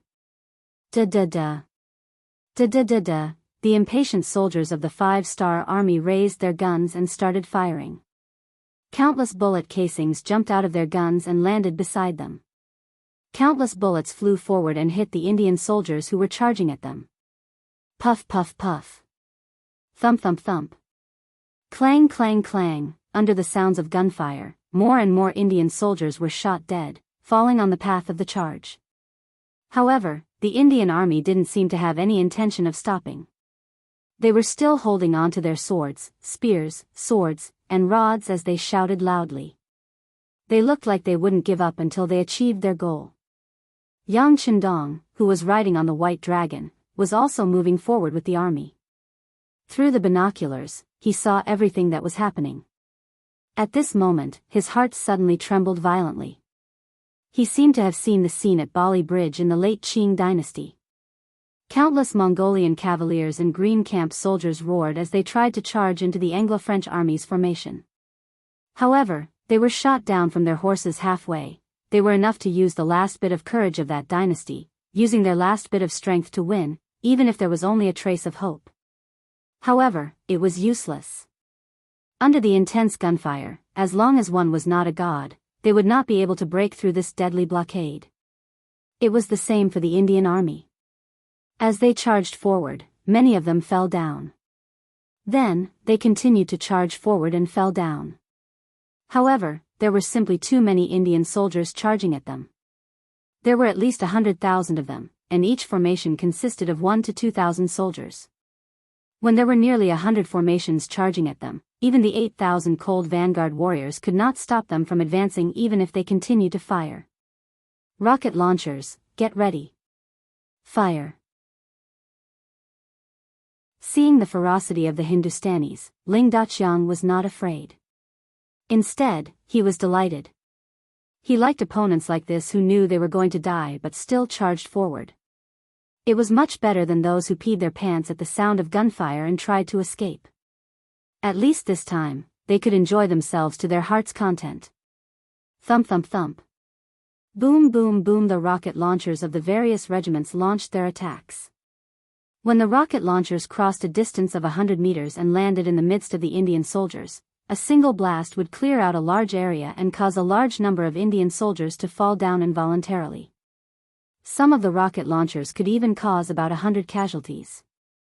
This was all because the Indian soldiers were too close to each other. The 400 field cannons at the front also began to retreat. After retreating to a certain distance, they landed their cannons within 200 steps of the river. The cannons landed amongst the charging Indian soldiers, causing a large number of casualties. Under the alternating sounds of cannons and gunfire, the area between 80 and 500 steps of the Godawali River was quickly filled with corpses. A rough estimate showed that there were no less than 30,000 people dead. This was the damage done in less than 2 hours. Under such a powerful attack, the Indian soldiers' charge was finally stopped. When they saw that they could not get close to the 5-star army no matter how hard they tried, more and more Indian soldiers started to feel afraid. It was a matter of course that people would die in a war. Anyone in the army would have to make plans and preparations in this regard. However, it was not what everyone wanted to do to die without any hope of victory. When they realized that they would die if they charged forward, some people started to hesitate. Why did they have to rush forward to die, while their comrades behind them could watch all of this from afar without being harmed in the slightest? Without comparison, there would be no emotions and no disappointment. When they realized that the faster they ran, the faster they would die, some of the Hindustanis slowed down on purpose. Some of them even turned around and ran back. That's right, there were 20,000 inspectors behind them. But what if they could break through the blockade of the inspectors? Those people did not have such perverted killing weapons like the 5-star army. This gave them the courage and opportunity to try. Another quarter of an hour passed, and the Indians threw down another 10,000 corpses. De Chang and the rest of the soldiers were shocked to find that there were no more opponents in their sights. All the Indian soldiers began to run back and started to fight with the inspectors who were looking at them from behind. Don't worry about them. Load your weapons and get ready to fight at any time. Ling De Chang only took a glance with his binoculars and ignored the Indian soldiers. After giving the order, he turned around to check on the construction of the pontoon bridge. That's right, 2 pontoon bridges were about to be completed in 2 hours. It could be imagined that more and more cavalry would arrive. That would be the time for them to charge. On the Indian side, the 20,000 inspectors killed countless Indian soldiers. It was only when Matur sent another 10,000 reinforcements that the situation stabilized. At this moment, there were less than 40,000 Indian soldiers standing in front of them. In other words, 20,000 Indian soldiers had died in that short period of time. Charge back. As long as you charge back, you will have a chance to survive. Otherwise, even if you die, your families will not be taken care of. Matur knew that the morale of the Indian soldiers was unstable. However, in order not to disappoint the king, he could only grit his teeth and persevere. Charging back meant death. Not charging back meant death. The only difference was that if one died, their families would be taken care of. However, the Indian soldiers had no choice but to turn around. Oh. Or rather, it should be said that they had changed their direction. To them, the weapons in their hands were no different from fire sticks when compared to Leng Feng's muskets. In fact, they were even inferior. They're here again. Seeing that the sky was about to turn dark, the Indian army turned around and prepared to charge at them again. Xiao Feng chuckled and said with a sense of satisfaction, "Cheer up, it's time for us to reap the harvest. Commander Xiao, give us a chance." Just as the 4 regiments of the Cold Front soldiers were prepared to fire at any moment, the commander of the 1st Cavalry Army, Jianghu, and the commander of the new army, Su He, arrived behind Xiao Feng. Although the 3 of them held different positions, they were all lieutenant generals. In terms of status, they were about the same. Therefore, they were very polite when they spoke to each other. When the 2 commanders spoke to Xiao Feng in unison, he also felt a trace of pressure. What? Have the armies of the 2 commanders already crossed the river? Xiao Feng asked, not answering the question directly. He noticed from the corner of his eyes that the cavalry soldiers were still crossing the river and had not started to gather. No, but it will take at most 15 minutes for them to cross the river. They don't need to gather to charge. By the way, Commander Xiao, as you know, the construction of this place will require a lot of manpower. Even if they are all moved away in the end, many families can't live without men. Thus, it's better to capture as many captives as possible. Tianhu urged his horse forward and spoke with a sincere expression. Tianhu's words were not his own analysis. They were words that Yang Chendong had said in public announcements more than once. As the commander of the Cold Front soldiers and an extremely senior person, Xiao Feng naturally knew this was the truth. He could continue to kill the enemy, but it would be bad if he delayed the 6th young master's plan to rule the country. After lowering his head and thinking for a while, Xiao Feng finally raised his head and said, "All right, you guys hurry up and cross the river. Before you officially enter the battlefield, if the Indian soldiers attack, we will have to fight them back." This meant that Xiao Feng had agreed. Once the cavalry entered the battlefield, they would stop fighting. Upon hearing this, Tianhu and Su He couldn't help but nod. They were impressed by Xiao Feng's ability to see the big picture. "All right, thank you, Commander Xiao. We are all working for the 6th young master and for the development of our people. This is what I should do." Xiao Feng chuckled and returned to his commanding position. As the commander of the 2nd Division of the Cold Front, he had a firearm in his hand. His every move was watched by many people. This was especially so when he interacted with other commanders or division commanders. He didn't want to be noticed by others because he wasn't paying attention. Even if the 6th young master didn't doubt his loyalty, it was inevitable that there would be people who would gossip behind his back. If that was the case and someone reported this to the sixth young master, he might have to resign from his position to avoid trouble. Xiao Feng saw everything clearly. After he finished speaking, he turned around and left. Tianhu and Su He looked at each other, cupped their fists, and left as well. Since Xiao Feng could see through it, how could they not understand the logic behind it? Since ancient times, generals with great power were easily suspected. They wouldn't make mistakes just because they weren't paying attention. As soon as Xiao Feng returned to his commanding position, he saw a large group of Indian soldiers charging towards the river. They were less than 700 steps away from the cold front. As usual, shoot when they are 300 steps away, Xiao Feng said casually. Xiao Feng casually said this as he took the light machine gun from the guard's hand and began to inspect it. Left with no choice, the 40,000 Hindustanis chose to continue charging forward. Chapter 1548.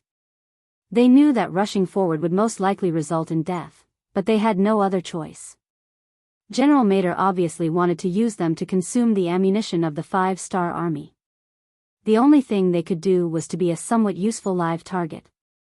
Knowing that they would die, most of the Hindustanis simply threw away the weapons in their hands. To them, in the face of firearms, there was no difference whether they had weapons in their hands or not. Since that was the case, they might as well die in a relaxed manner. A total of 40,000 people walked forward step by step in a densely packed formation. Some soldiers even held hands with each other.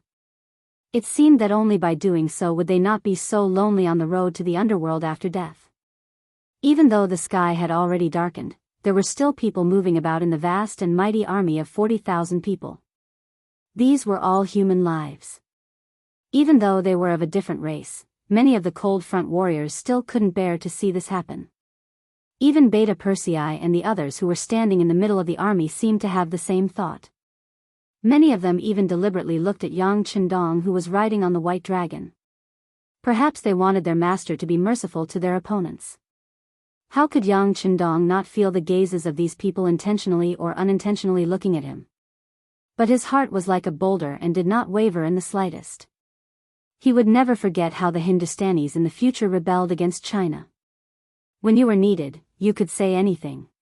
When you were not needed, you could be as cruel as possible. Looting, burning, and killing were all kinds of evil, but their country did not care. Instead, they allowed such things to happen. Because of this, many outstanding Chinese people suffered losses in this matter, and even lost their lives because of it. Since there was a chance now, of course, he would not let these people live, let alone let history repeat itself. Give the order. Unless you kneel down and surrender, you are the enemy. You know how to treat the enemy. After Yang Chendong said this, no one dared to say anything else. Some smart ones had already run to the front to pass the order. In fact, there was no need to give any special orders. Since Yang Chendong did not give any new orders, they would just follow the same old routine. Therefore, before the messenger could cross the river and reach the front line, the 5-star army had already opened fire. The vanguard of the 40,000 Hindustanis was already within 300 paces, and under the full force of their firepower, wave after wave of Indian soldiers fell to the ground. After being shot, some of the Hindustanis even had a look of relief on their faces. Perhaps this way, they would no longer have any worries. The gunshots did not stop, and the casualties of the Hindustanis continued to increase. Under the heavy firepower of the Lengfeng soldiers, no one could get within 100 steps of them. Most of them were shot dead between 300 and 200 steps. This phenomenon continued until a quarter of an hour later, when the most elite cavalry of the 5-star army had already crossed the river. Then, without waiting for the formation to be completed, the two commanders, Tianhu and Su He, commanded the cavalry to charge forward, one on the left and one on the right. The moment the cavalry charged, the Lengfeng soldiers stopped shooting. In just a short while, bullets had already fallen to the ground beneath their feet. Now that they no longer had to shoot, many of the soldiers began to massage their arms. It was obvious that shooting was a strenuous job, and it was very tiring to shoot for a long time. Charge! Those who drop their weapons and kneel down will live. Tens of thousands of the 5-star Army's elite cavalry charged, and the battle cry rang out everywhere. They shouted in the Hindustani language that they had just learned. In fact, it was just a Hindustani language to force the enemy to surrender, and it was not difficult to learn. Just a moment ago, they were still facing firearms attacks, and suddenly, the enemy changed tactics. Many of the Hindustanis widened their eyes, and they did not know what to do. It was true that infantry was at a disadvantage against cavalry, but it was not to say that they did not have a chance. But when they wanted to fight back, they found that the weapons in their hands had been thrown to the ground at some point. At this time, how could it be so easy to find them in the dark? Run! Seeing that the Han cavalry was getting closer, many of the Hindustanis' faces changed. To them, they would rather be killed by a flintlock. At least they would die a quick death. However, if they were hit by a warhorse, it was very likely that they would not die immediately. Instead, they would have to suffer a lot. This was not what they wanted. The tens of thousands of Hindustanis were all panicking, and the originally orderly formation became very chaotic. Everyone turned around and ran. It was as if whoever was a step slower would suffer the pain of being trampled by 10,000 horses. In such a chaotic environment, how many people would seriously listen to the 5-star Army's slogans to surrender? Due to the cavalry's charge, the battlefield became even more chaotic. This greatly exceeded the expectations of Grand General Matu behind him. He did not deny that the infantry was sent to exhaust the 5-star Army's ammunition. He had seen the firearms that his king bought from the west, and he knew that it required a lot of gunpowder to fire. Once there was no gunpowder, the gun was no different from an ordinary stick. He hated the fact that the 5-star Army appeared and destroyed his artillery and firearms. Otherwise, he would not have to use manpower to exhaust bullets in exchange for a chance to win. However, who would have thought that the gunshots would stop? Just when he was thinking that the 5-star Army's gunpowder was about to run out, he suddenly saw the black shadow rushing back. Not only that, the ground under his feet began to tremble. What's going on? After Matu exclaimed, he instantly thought of a possibility. Then he said in shock, "Not good, the 5-star Army's cavalry has already crossed the river. They are charging. Come, archers, where are the archers? Prepare to counterattack." As he shouted, Matu's eyes revealed a hint of joy. Although the cavalry was not easy to deal with, it was still better than the untouchable firearms. Once the Han cavalry's momentum was restrained, perhaps his opportunity would come. For example, he could push the enemy back and then take the opportunity to lead his troops to charge. With the Han cavalry's cover, the 5-star Army's firearms would not be able to fire casually. This would create an opportunity for him to rush to the river. This sudden turn of events had indeed caught many of the Indian generals off guard. But after hearing the great general's shout, many people calmed down from their panic. Then many of the soldiers picked up the bows on their backs and prepared to counterattack. In the dark, there was a limit to the accuracy of a bow and arrow. Unless it was a godly archer, the arrow that was shot out would most likely fly off to who knows where. Fortunately, they had enough soldiers. When the rain of arrows fell, even Meng Yi would be able to deal a heavy blow to the 5-star Army's cavalry. It was a good idea, but they forgot one thing. That was, in front of the 5-star Army's cavalry, there were still tens of thousands of their own troops. Even though they had been suppressed by Lang Feng for 15 minutes, there were still more than 30,000 people. This was not a small force. Because they did not want to be trampled to death by the cavalry, their retreat not only made it difficult for the archers to shoot, but also caused them to charge back into their own camp, causing even more damage. It was not a bad idea, but it had already become a reality. Under the pursuit of the cavalry, under the heavy sound of iron hooves, the Hindustanis desperately ran back. Even when they reached their own camp, they did not have any intention of stopping. Perhaps they did not want to be trampled to death, or perhaps they wanted to return to their own camp to seek reinforcements. But no matter what, they still charged back, causing damage to Matu's defense and the archers' counterattack. It's a success. Everyone, attack. Extend the cannons and bring out those mortars as well. With the help of the binoculars, Yang Chendong saw the Hindustanis frantically running back and his own cavalry chasing after them. Although he could only see a rough picture in the dark, with his many years of experience, he believed that it was a success. Soldiers were defeated like a landslide. This was the scene in front of him. Once the situation on the battlefield became irreversible, even if they wanted to, it would be impossible to reverse the situation. When Beta Persei heard that they were going to use the mortars, how could he remain calm? He immediately agreed, turned around, and rode away. Not long after, the rumbling sound of cannons could be heard. This was not the self-made field artillery of the 5-Star Army's military factory, but the sound of a 100mm mortar. In comparison, it could hit a distance of more than 10 miles and could kill people. The shells landed behind the Hindustani army, causing great damage and completely disrupted Matu Air's previous arrangement. He always thought that a 6-mile bombardment was the limit of the 5-Star Army. He thought that the place where he was standing was very safe. But who would have thought that there would be such powerful cannons? Seeing that the rear of the army had also been hit by the cannons and was in chaos, he said with a sorrowful expression, "Retreat, retreat all the way back to Vidal City." The Hindustani army, who had been in a passive position, finally admitted defeat under the great power of the mortars and the 5-Star Army's trump card. Fortunately, Matur was decisive in his actions. Under his decisive command, 100,000 of the 300,000-strong army managed to escape back into the city. And this battle had basically crushed the Hindustani army's will to resist. The sky was finally bright. At this time, under Yang Chendong's command, the army basically joined the battle. But because the Hindustani army was already in a mess and had no strength to resist, most people were just capturing captives.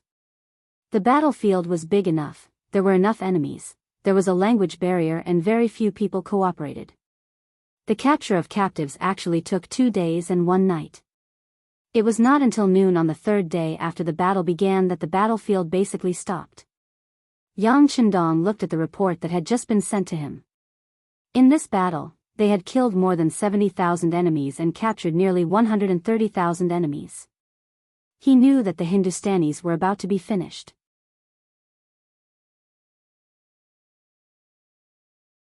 Chapter 1549.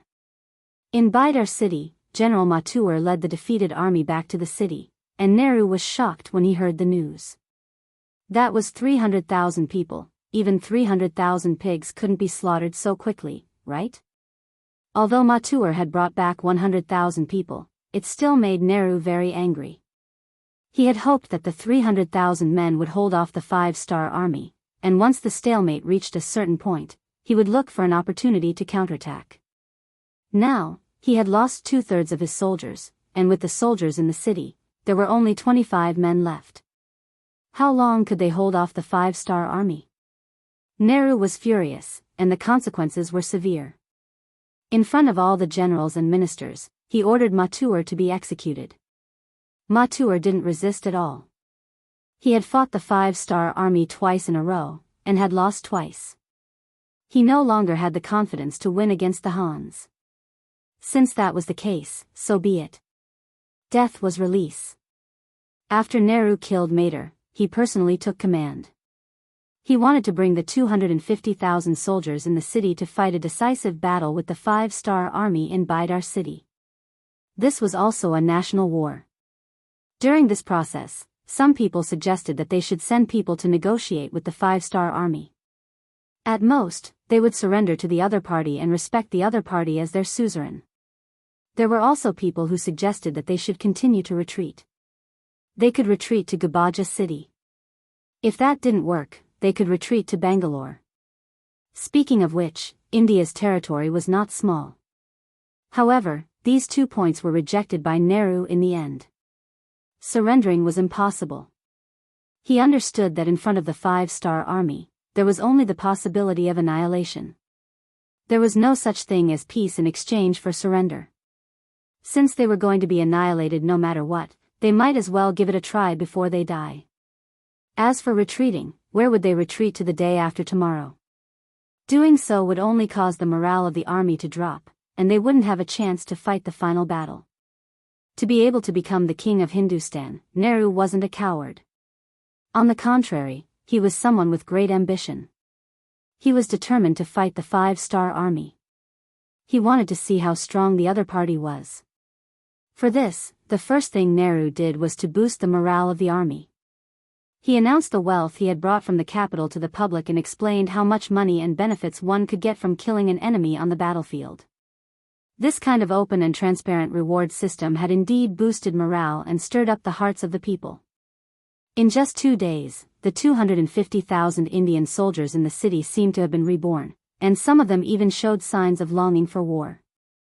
On the 5th day, Yang Chendong led the main force of the army and appeared outside Vidal city. When he learned that King Nehru did not escape, but was prepared to fight to the death with him here, he was naturally very happy.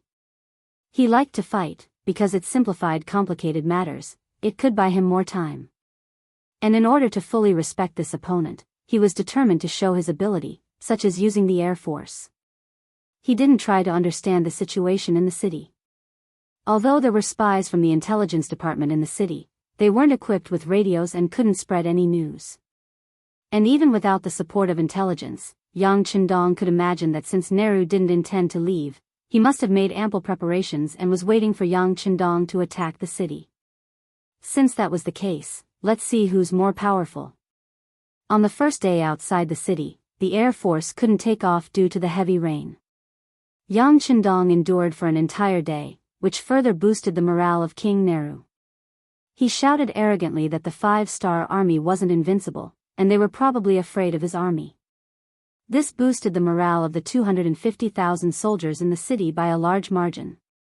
In such a situation, without the support of advanced weapons, it was really impossible for the 200,000 soldiers of the five-star army to take down Pidal city. In ancient times, the existence of a strong city would often deter the enemy. Sometimes, in order to take over a city, it was possible for the enemy to surround it for a few months, half a year, or even longer. That was also why the wise monarchs in ancient times had the desire to expand their territory, but were often unable to do so.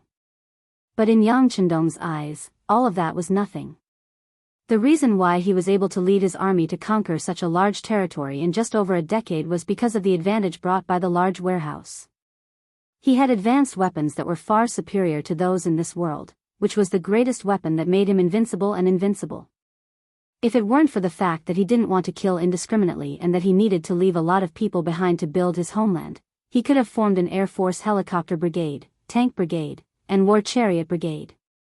Just think about it, if he took out those things, who in the world would be a match for him? This was especially true for those large caliber cannons that could shoot up to tens of kilometers, hundreds of kilometers, or even more. If he really let them unleash their might, the enemy would often be destroyed before they even knew what they looked like. Yang Chendong did not do that. What he needed was to conquer, not destroy. At the same time, he also needed a powerful army for his use, not an army that only knew how to use the advantage of weapons to fight weak enemies. If that was really the case, what kind of combat power would this army have when he was no longer around? He did not use his strongest ability because he did not need to. Even if he did not use his strongest weapon, he could still conquer one country after another in a very short time, expand his territory, and instill the idea of Han supremacy in the world. Now that he had come to India, it was only natural that he wanted to occupy this place. From then on, India would perish, and this country and race would no longer exist in the world. From then on, there would no longer be any incidents of Indians rebelling against China. Before he conquered this place, he did not mind teaching them a lesson, making them remember him forever, so that they would tremble at the thought of the five-star army, and lose their will to resist. When he thought of doing that, he had to deal them a heavy blow. Therefore, on the morning of the third day, when the sky cleared up and the sun hung high in the sky, the Air Force set off with an order. Over 100 hot air balloons soared into the air above Bidar city. At this time, on the city walls of Bidar, countless Indians were waiting in formation. Beside them, there were many temporary wooden huts. They were all made up of huge wooden sleepers, which were the preparations they had made to defend against the cannons. From the words of the 100,000 defeated soldiers, they knew that the cannons of the 5-star army were extremely powerful, and had a long range as well. Mater had lost in this aspect. Nehru came up with such a method after learning from the mistakes of his predecessors. Although it could not completely suppress the power of the cannons, at least when the cannons were fired, there would be a place to hide. Perhaps they could not avoid being injured or dying in battle, but it was better than nothing. When he thought that he had done all this, he would have the ability to compete with the 5-star army, or at least have the ability to fight a protracted war. But when he heard the exclamations of the soldiers, and saw the hot air balloons that had appeared above the city without him knowing, he was still shocked. What are these things? Nehru did not know, nor did he know what they were used for. But his intuition told him that these things must be very dangerous. After all, being able to fly in the sky was already a breakthrough in the thinking of many people.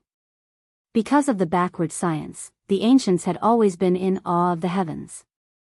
Before they could figure out whether the earth was round or square, the heavens were always in existence that they had to worship.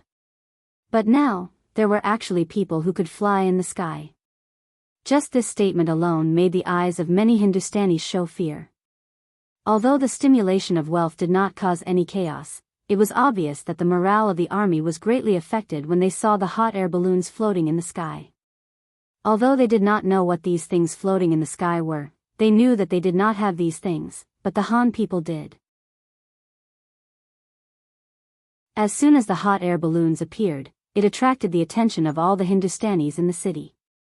Not only were there 200,000 soldiers, but there were also more than 1 million civilians in the city. India was a large country with a large population at that time. As one of the largest cities in the country, Vidar city had long had more than 1 million civilians. This was also one of the reasons why Nehru was so confident. In his opinion, with so many civilians, as long as he did not suffer a crushing defeat, he could rise again at any time. Under the eyes of millions of people, the hot air balloons arrived above Vidar city. Then, a large number of wooden barrels filled with black oil fell from the sky like a fairy scattering flowers, falling toward Vidar city. Countless wooden barrels fell, but to the Hindustanis who did not know the power of the black oil, this did not make them feel anything. They only instinctively dodged. However, when the wooden barrels fell to the ground, a large amount of black oil poured out. Following that, many fire extinguishers fell from the sky and started a huge fire. That kind of scorching feeling and that kind of threatening fire caused many people to become alarmed and cry out loudly. Some of the kerosene fell on the city tower of Vidar city, and the fire immediately burst into flames. One after another, people shouted to put out the fire. The soldiers began to put out the fire with basins of water. This primitive method of putting out the fire naturally had no effect on the kerosene. Not only that, but the fire also became more vigorous in a short period of time because of the water. Many Hindustani soldiers were caught off guard and were burned by the fire, causing even more miserable screams. On the city tower, Nehru, who was protected by countless palace guards, stared at the scene in front of him with wide eyes, and his body trembled involuntarily.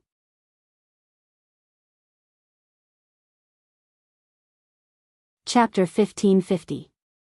He knew that the 5-star army would have cannons to pave the way, and he was prepared to sacrifice some of his men.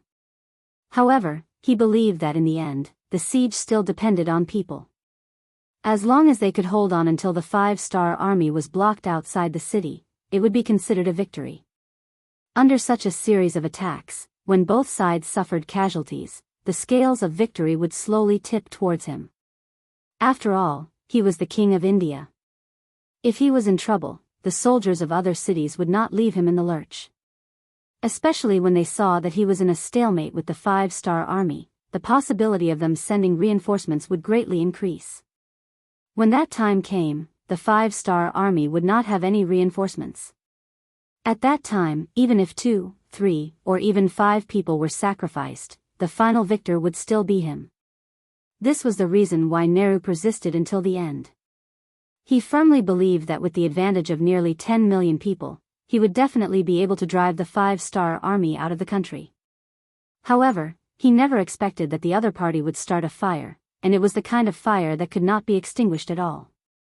Perhaps the fire would not hurt many people, but the impact on the morale of the army was unimaginable. When all the soldiers lost their fighting spirit because of the fear of the fire, the 5-star army would charge at the right time. Who would be able to stop them? For this battle, he took out all his assets to reward everyone and raise the morale of the army. However, all of this was based on whether they could win and survive. And if they died in battle, what was the use of all the wealth? At this moment, Nehru finally felt fear. He did not know if the 5-star army had any other means that they had not used yet.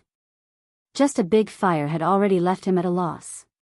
What would he do if there were other ways to attack? The fire continued to light up in the city and could not be extinguished. Anyone who came into contact with the flames would either die or be seriously injured without exception.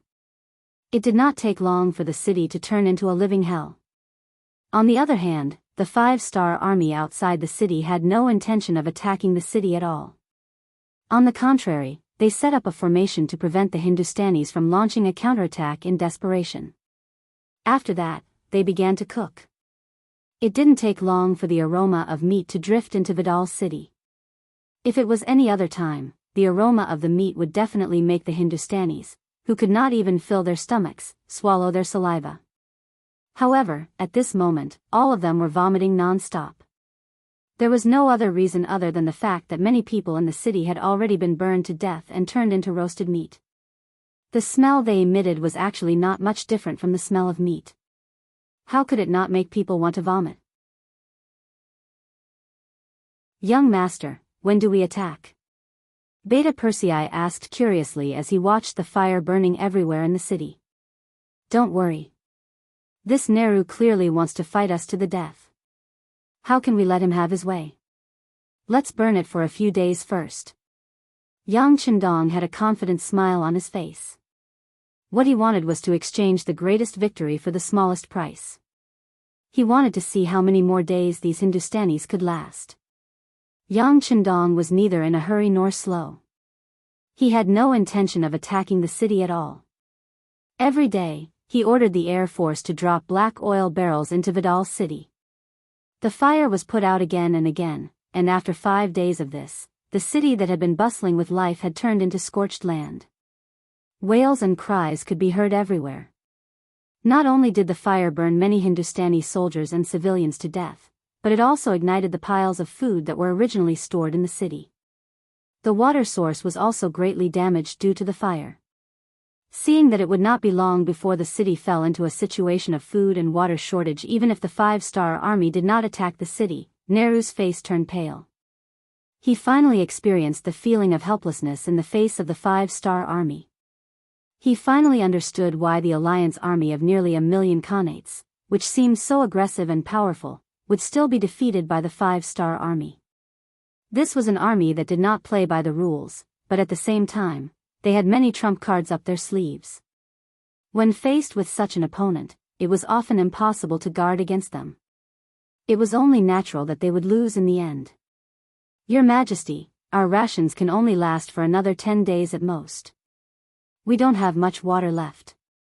If this goes on, we... Finally, one of the generals asked Jawaharlal Nehru in a doubtful tone.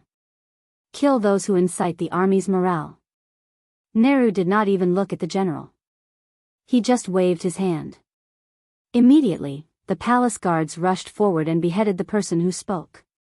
When the other ministers and generals saw this scene, they all shrunk their necks. Nehru wanted to use this method to tell everyone that there was only one path for them to take, and that was to resist to the end. As for those who had other thoughts, they should all go to hell. A general died because of one wrong sentence. This made the others not dare to say anything even if they had other thoughts. They could only hope that the reinforcements would appear, or a miracle would happen, and the 5-star army would take the initiative to retreat. It was impossible to make the 5-star army retreat. Since they came with such a large force, how could they retreat without destroying the Hindustani royal family and occupying this place? As for the reinforcements? Haha. No one was a fool. The strength of the 5-star army was there for all to see. Unless one had enough confidence, who would easily get involved? What was the difference between that and taking the initiative to die? Days passed, and the fire continued to burn fiercely. Every day, the Air Force would come to Bidar city. Regarding this, the Hindustanis in the city went from being terrified at the beginning to being indifferent towards the end.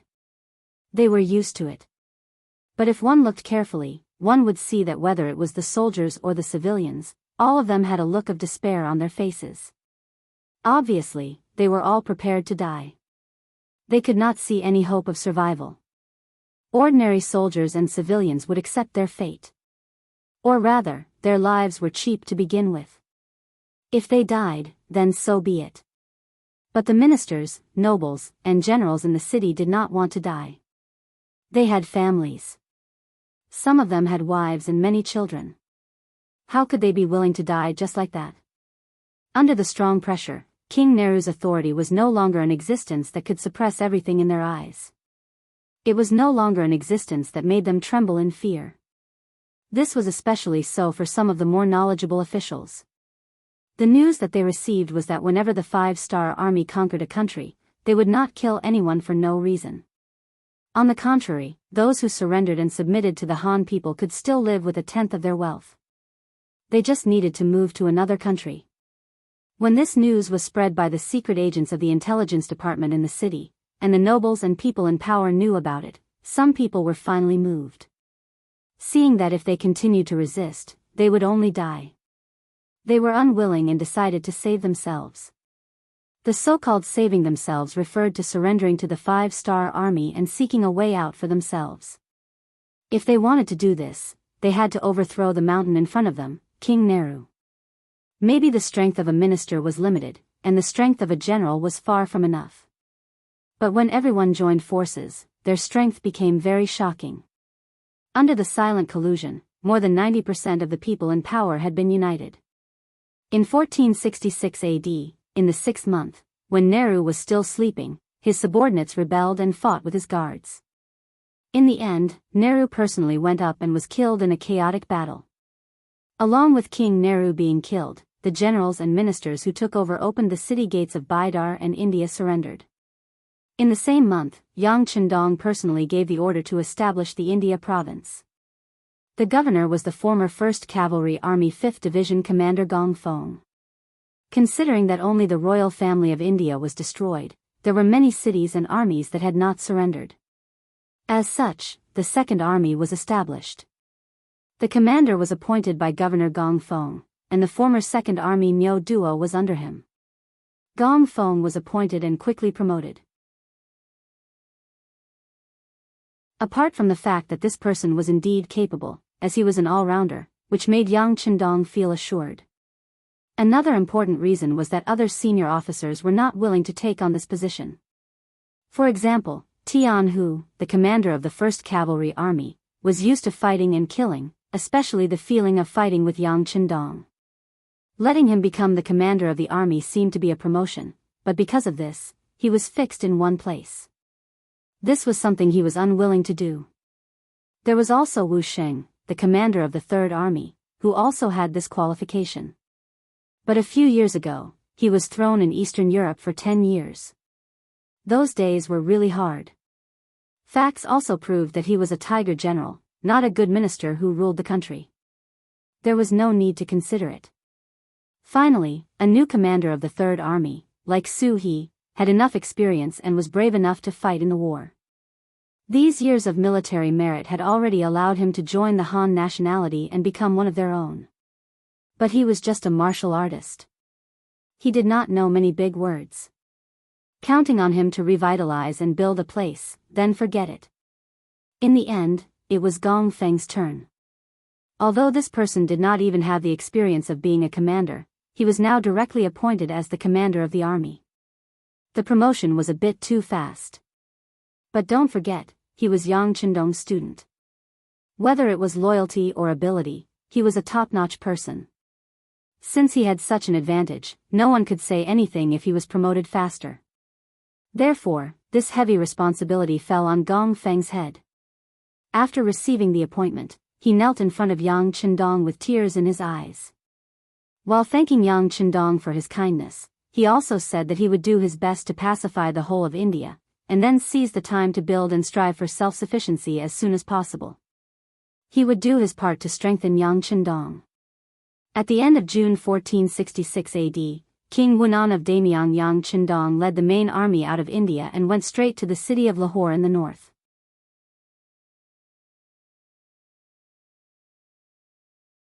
Chapter 1551. Sultanate, Delhi. When the news of the Indian King Nehru's men being killed and the five-star army occupying the heavily defended city of Bidar without sacrificing a single soldier reached Delhi, King Lodi was truly terrified. The way he saw it, even if the Indian army was no match for the five-star division, they would at least be able to hold on for a few years. That way, he would have sufficient time to make preparations. Whether it was recruiting a new army, expressing goodwill to the Han people, or even choosing a place to escape, there would be a path he could take. Who would have thought that the seemingly strong Indian army would be so weak that they would be completely wiped out in just over half a year? Even King Nehru himself couldn't protect himself and was killed by his subordinates. With this lesson in mind, Rodi was extremely fearful of the five-star army. He was even more afraid that he would be betrayed by his subordinates and be beheaded when the enemy's soldiers arrived at the city gates. After careful consideration, he handed over the letter of surrender before the five-star army could attack him. He was willing to hand over the entire Delhi Sultanate to King Wunan of Daimyong. He only asked for a place to spend his remaining years in peace and for the other party to spare his army and people. By the time Yang Chendong arrived at Lahore after spending nearly 2 months, the Sultan's letter of surrender had also arrived. Yang Chendong, of course, accepted it with a smile. He then led his army straight into the Sultanate and entered the capital of Delhi. Outside the city gates of Delhi, Rodi changed out of his royal robes and wore the plain clothes of a commoner. He knelt in front of the city gates and handed over the king's seal and the tiger-moving seal to Yang Chendong in front of all the officials and commoners. He stayed in Delhi for 5 days and comforted Rodi. He also said that he would send him to Chichen City, where the weather was pleasant and the living facilities were good. It was the best place to spend his remaining years in peace. After that, he met with some of the officials in the country and won over many of their hearts. In the 9th month of 1466, he led the main force of the army out of Delhi, passed through Kanauj, Jabuna River, and arrived at the border city of Benares. His army then arrived at the border city of Sadpur in the Barangi kingdom. At this time, the nobles of Bangra were also panicking. India was destroyed and the Delhi Sultanate surrendered. The situation had changed so quickly that it was beyond their expectations. If it was half a year ago, who would have thought that the five-star army would be so powerful that even the barriers behind them, India and the Delhi Sultanate, which they thought were the safest, had been taken down one by one? Now, Bangla, who was originally at the rear, had become the front line. They had to face the five-star army head-on. Did they have the ability to do so? Before the main force of the five-star army could do anything to Sadpur city, 2 different voices were heard in Dhaka city. One wanted to surrender, while the other wanted to fight. Most of them were descending. It was clear that Bangla, with a population of less than 3 million and an area much smaller than India, was truly afraid. They might be able to take advantage of the fact that the five-star army was not paying attention to them to take advantage of them. However, when the five-star army treated them like a piece of cake and wanted to deal with them, their fear would appear in their bones. As the king, Abdul's power was not completely centralized. The power he inherited from his father, Muradin, was not complete. There were even some voices in the country that looked down on him.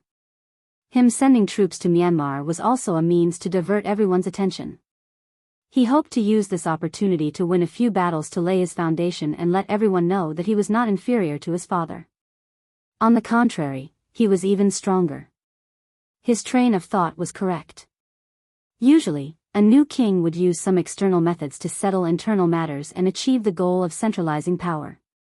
However, the bad thing was that they should not have chosen the five-star army as their opponent. Now that they had attracted the attention of this lion, even Abdul was afraid.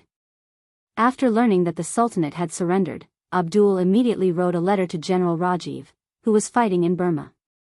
He explained the situation at the rear and asked him to ask for help from the great Ming dynasty's third provincial king, Zhu Huiyun. No matter what, he had to help him. Otherwise, with Bangla's strength, he would not be a match for the five-star army, who had the strongest firearms. Unfortunately, after writing the letter, it was like a stone sinking into the sea. There was no reply. It was not that Rajiv did not inform Zhu Huiying. Instead, it was that Zhu Huiying could not even protect himself. How could he have the strength to support Bangla? Previously, the matter of the two sides working together to divide the young faction's territory seemed like a joke now. Perhaps Abdul trusted Zhu Huiying too much and fell for his trap. He attracted such a powerful enemy like the five-star army.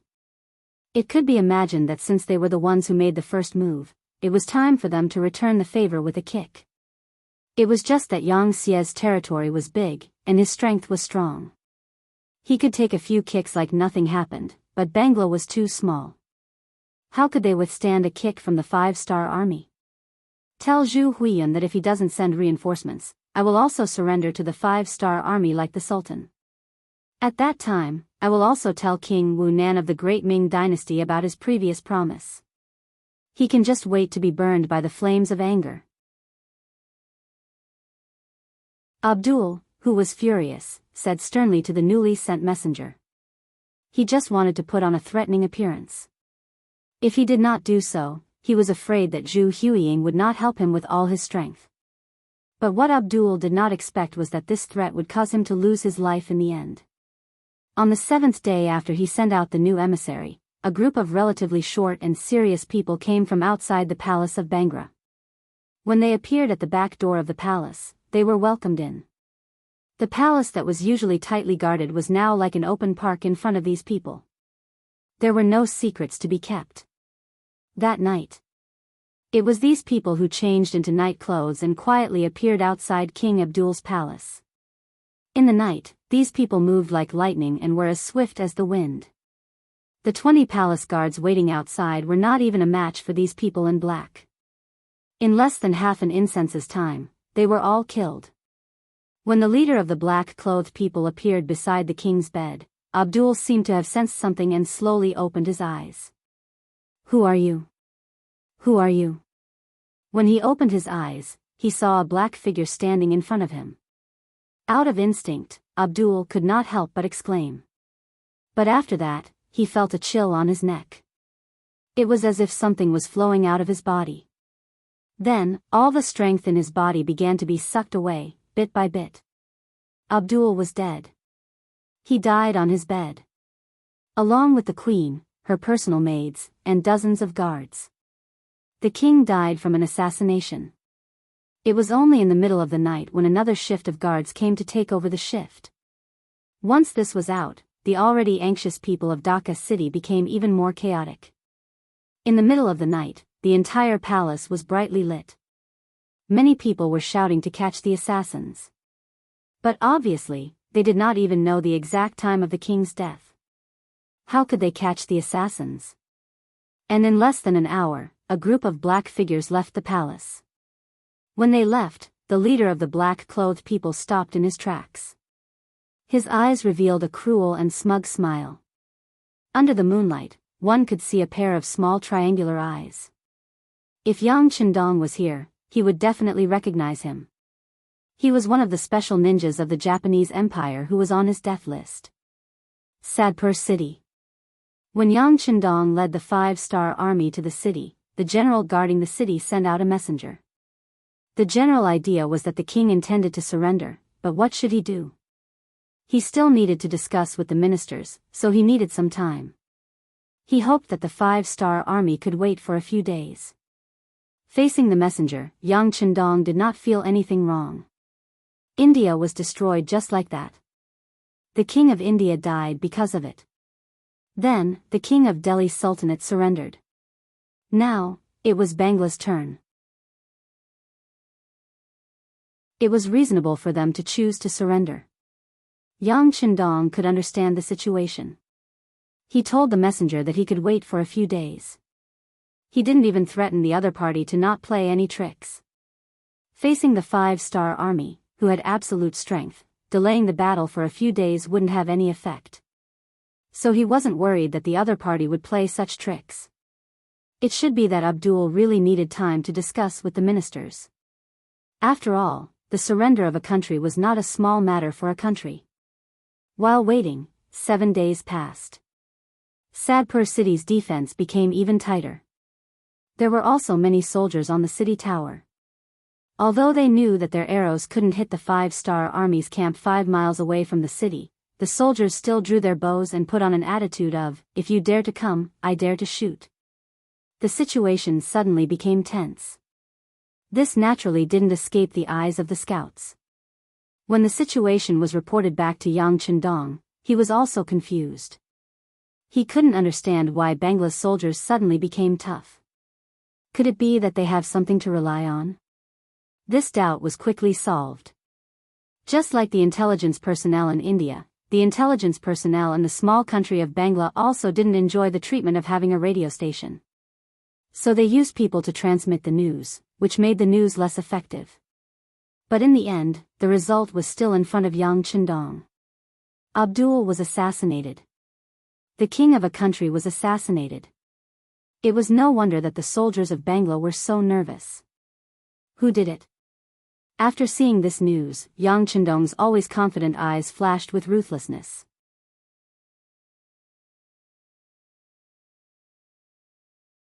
Chapter 1552.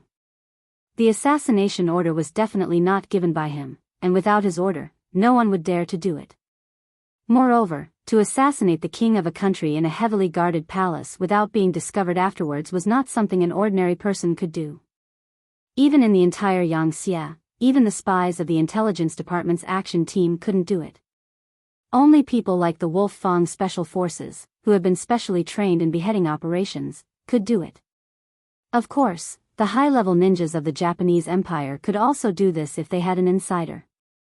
In Yang Chendong's eyes, without his order, these two armies wouldn't dare to act without orders. Then who could be the murderer? What good would killing King Abdul do to the person who did it? Yang Chendong, who was puzzled, was really puzzled. This sudden incident was not as simple as the killing of a king. At least, it showed that there was a dark hand behind the scenes that he couldn't see or didn't know about. Since they had the ability to kill King Abdul, then could they also pose a threat to his safety? Of course, Yang Chendong was now at the level of a grandmaster, and he had Okura's protection. Unless someone could kill him in an instant, there would be no chance. But this didn't mean that his family would be safe. Beta Persei immediately sent a report to Yang Wu and asked him to increase the security level of the Resin City Palace. Although he didn't think of the reason, it was necessary to take precautions. Understood. Beta Persei also thought of something, and his expression changed drastically. Then he turned and went to the telegraph office. Yang Chendong was left alone in the tent, and he was silent for a long time. With Okura's help, there was really no one in the world that could make him feel afraid. If there was one, it would be the people in the dark. Because such a person, you don't know who they are, what kind of means they will use, and what kind of method they will appear in front of you. If he made a mistake and fell into the other party's trap, he would have to pay a heavy price. This was especially true for his family and children in the palace. If any of them were hurt, Yang Chendong would not be able to accept it psychologically. In his previous life, he was an orphan. Other than the military and he had no other relatives. But in this life, he had these family members, so as a man, he had to protect them well. Anyone who wanted to harm them would have to go through him first. Otherwise, if they suffered any losses, even if he found the culprit and tore him into pieces, it would be too late for regrets. It would not be enough to make up for everything. Who? Yang Chendong, who had been sitting for a long time, slowly stood up. He had already decided to let Yang Sen investigate this matter personally. At the same time, he had also arranged for the members of the Langya Special Forces to be hidden outside the palace of Resin City as an extra layer of insurance. At this moment, he suddenly felt like there was a dagger at his back. But no matter what kind of feelings he had, the problem of Bangla still had to be solved. Their king, Abdul, was assassinated. Presumably, everyone would think that he was the culprit. If that was the case, it would be impossible to reclaim this place peacefully. After all, how could the five-star army, which even their king could not tolerate, gain the trust of Bangla's officials and generals? Since peaceful means could not solve the problem, then they would fight. Fight until the opponent was afraid, until the opponent surrendered, until Bangla was destroyed. They were the ones who attacked Yangtze's Myanmar province first. Now, it was time for them to pay the price. If they were not convinced, then they would fight until they were convinced. If they did not surrender, then they would fight until they surrendered. The death of King Abdul could not stop the advance of the five-star army. Early the next morning, the 2nd and 4th Divisions of the Cold Front Division were fully armed and arrived at the outskirts of Sadpur city. When they were 3 miles away, the cannons roared and shells whizzed through the air towards the 5 city towers. After a round of cannon fire, the city walls collapsed. Using this opportunity, the 1st Cavalry Army and the new army's elite cavalry attacked from the left and right respectively. Sadpur city fell. This battle seemed to be very easy. But that was only because of the advantage of the firearms. In fact, it was not that there was no resistance at all. For example, when the 2 cavalry armies charged into the city, they encountered a lot of resistance. Especially after entering the city, there would be people shooting arrows from the dark corners from time to time. Because of this, both cavalry armies suffered casualties, especially the new army. Just after entering the city, the number of soldiers killed and injured exceeded 2,000. For the new army, this was already a defeat. Such a large number of casualties made them too ashamed to face anyone, let alone report the losses to Yang Chendong. But how could Yang Chendong, who always had full control of the army, not know? After listening to Beta Persei's report, he only replied with a cold expression, understood. Although it seemed like there was nothing else to say, in the following siege battle, the artillery fire of the Cold Front Division became even fiercer. Not only that, the Air Force was also used. Fire burned the various cities belonging to Bangra. It was as if wherever the army went, there would be wails, corpses, and scorched earth. This was Yang Chendong's revenge for the resistance of the Bangra people. Weren't you willing to shoot arrows from the back? Fine, I won't even give you the chance to do so. When are you going to blow up the city and burn it again? Only when you have no place to hide will we enter the city. Not only that, along the way, the Bangra generals who resisted the five-star army were all skinned alive and wrapped in grass. No matter if it was a dead general or a living general, it was the same. In this battle, the five-star army had shown their cruel side, completely changing the image of the Han people in the eyes of others. They were magnanimous and kind. Yang Chendong never showed mercy to his enemies. Yang Chendong always said to everyone that if one repaid evil with good, how would one repay good? If you are not kind, I will not be righteous. If you can do it on the first day, I will do it on the 15th day. In the end, let's see who is afraid. The kindness of the Han people had always been given to those who had the intention to correct their mistakes and were kind-hearted. As for those kind and black-hearted jackals, forget it. Against them, Yang Chendong had plenty of hunting rifles in his hands. Regarding Yang Chendong's decision, none of the generals in the army objected. Firstly, they were used to seeing life and death, and knew that being kind to the enemy was being cruel to oneself. They knew that if the enemy was not eliminated, it would be harmful to oneself. Secondly, this time, it was Bangra who attacked Myanmar first, so it was time to teach them a lesson. It was like when someone punched you, but because of the limited strength, the punch did not kill you. Now that it was your turn, of course, you had to use as much strength as you could. Thirdly, which was also the most important point, everyone trusted Yang Chendong. Over the years, his position and authority in the army was unchallenged. His words were like the truth, and everyone was used to obeying. With the above 3 points, Yang Chendong's orders were naturally carried out with all their might. However, just because the army did not have any objections, it did not mean that the civil officials did not have any opinions. For some reason, this matter spread to Chichen City, as well as some other provinces under Yang Xie's control. It attracted the opposition of some officials and a few scholars. In their view, the Han people were the masters of the world. Since that was the case, they should have a tolerant attitude towards their friends. Especially those who had not been enlightened, they should be more reasonable. Once they knew the etiquette, they would not go against the Han army. What's more, this time, it was April who was assassinated first. As his subjects, it was normal for them to retaliate. These rumors were also gathered by the intelligence department and reported to Yang Chendong. This made Beta Persei, who was on the side, curse on the spot. These scholars, to think that they keep talking about those who know the truth and the sage's principles. Don't they even know right from wrong? That bullshit King Abu was not killed by us at all. He was about to surrender, how could we kill him? It was obvious that someone was trying to frame him.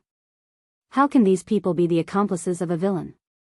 Yang Chendong agreed with Beta Persei's words. It was impossible to say that he was not angry. He was fighting and killing on the front lines, risking his life at all times to bring glory to the Han people and let them live a good life. Now, they had taken advantage of him and were still acting obedient. What magnanimity, they really did not know fear. With anger in his heart, he curiously looked at the list of names from the intelligence department. He wanted to see who was on it and who he was familiar with. Not to mention the list, he really saw a few familiar faces. For example, the Deputy Minister of the Ministry of Ethnic Affairs, Dong Chuanfu, and the Deputy Director of the Ministry of Grain, Yan Lianshui. These two people, because their positions were not low and their positions were very important, their names left some impression in Yang Chendong's heart. As for the others, he didn't care. They were just some unknown names that couldn't arouse his interest in the slightest. The list also recorded some of their opinions.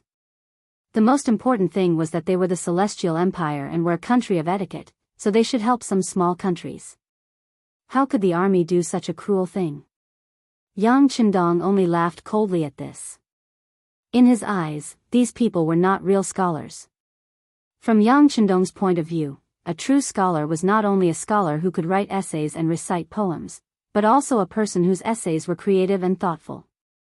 Moreover, they were also people who had humanistic feelings and social sciences. Moreover, real scholars were people who were the most serious, full of a sense of justice, and who cherished their own reputation the most. Jumping out like a group of jumping clowns, belittling others to elevate themselves, pretending to be virtuous, fishing for compliments, and looking down on others, such people could not be called scholars. They could only be called a group of arrogant and shameless pseudo-scholars.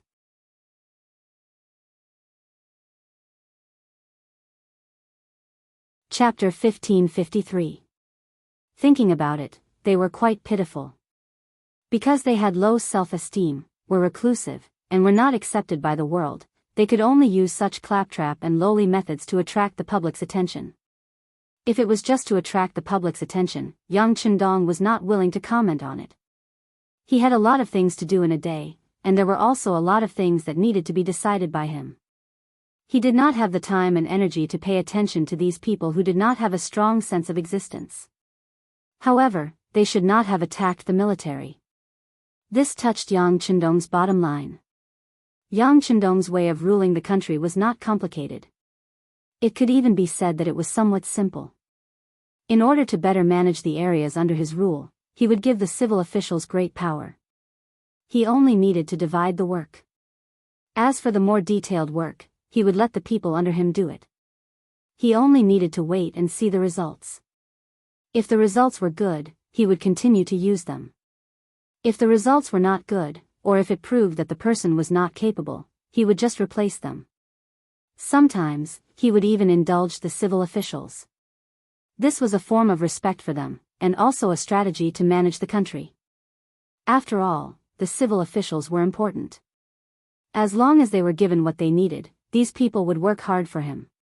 This could solve many of the troubles of a monarch.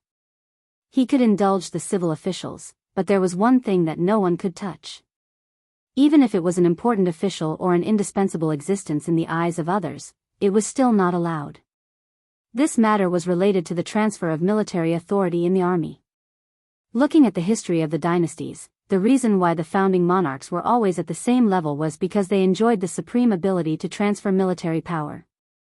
In the later years of the dynasty, due to various needs of balance, the monarchs had to give up military power and began to play all kinds of tricks with the civil officials. By doing so, it seemed that they could hold great power and know everything about the country. However, if they neglected the importance of military power, the final result was that the civil officials could control the military. Once they met a strong opponent, they would not even have the power to fight back. Moreover, a monarch who did not hold military power could not gain the respect of his subjects. After all, if he did not have any means to intimidate them, why should they be afraid of him? Yang Qindong, who understood this principle and saw through its essence, firmly grasped the military power in his hands.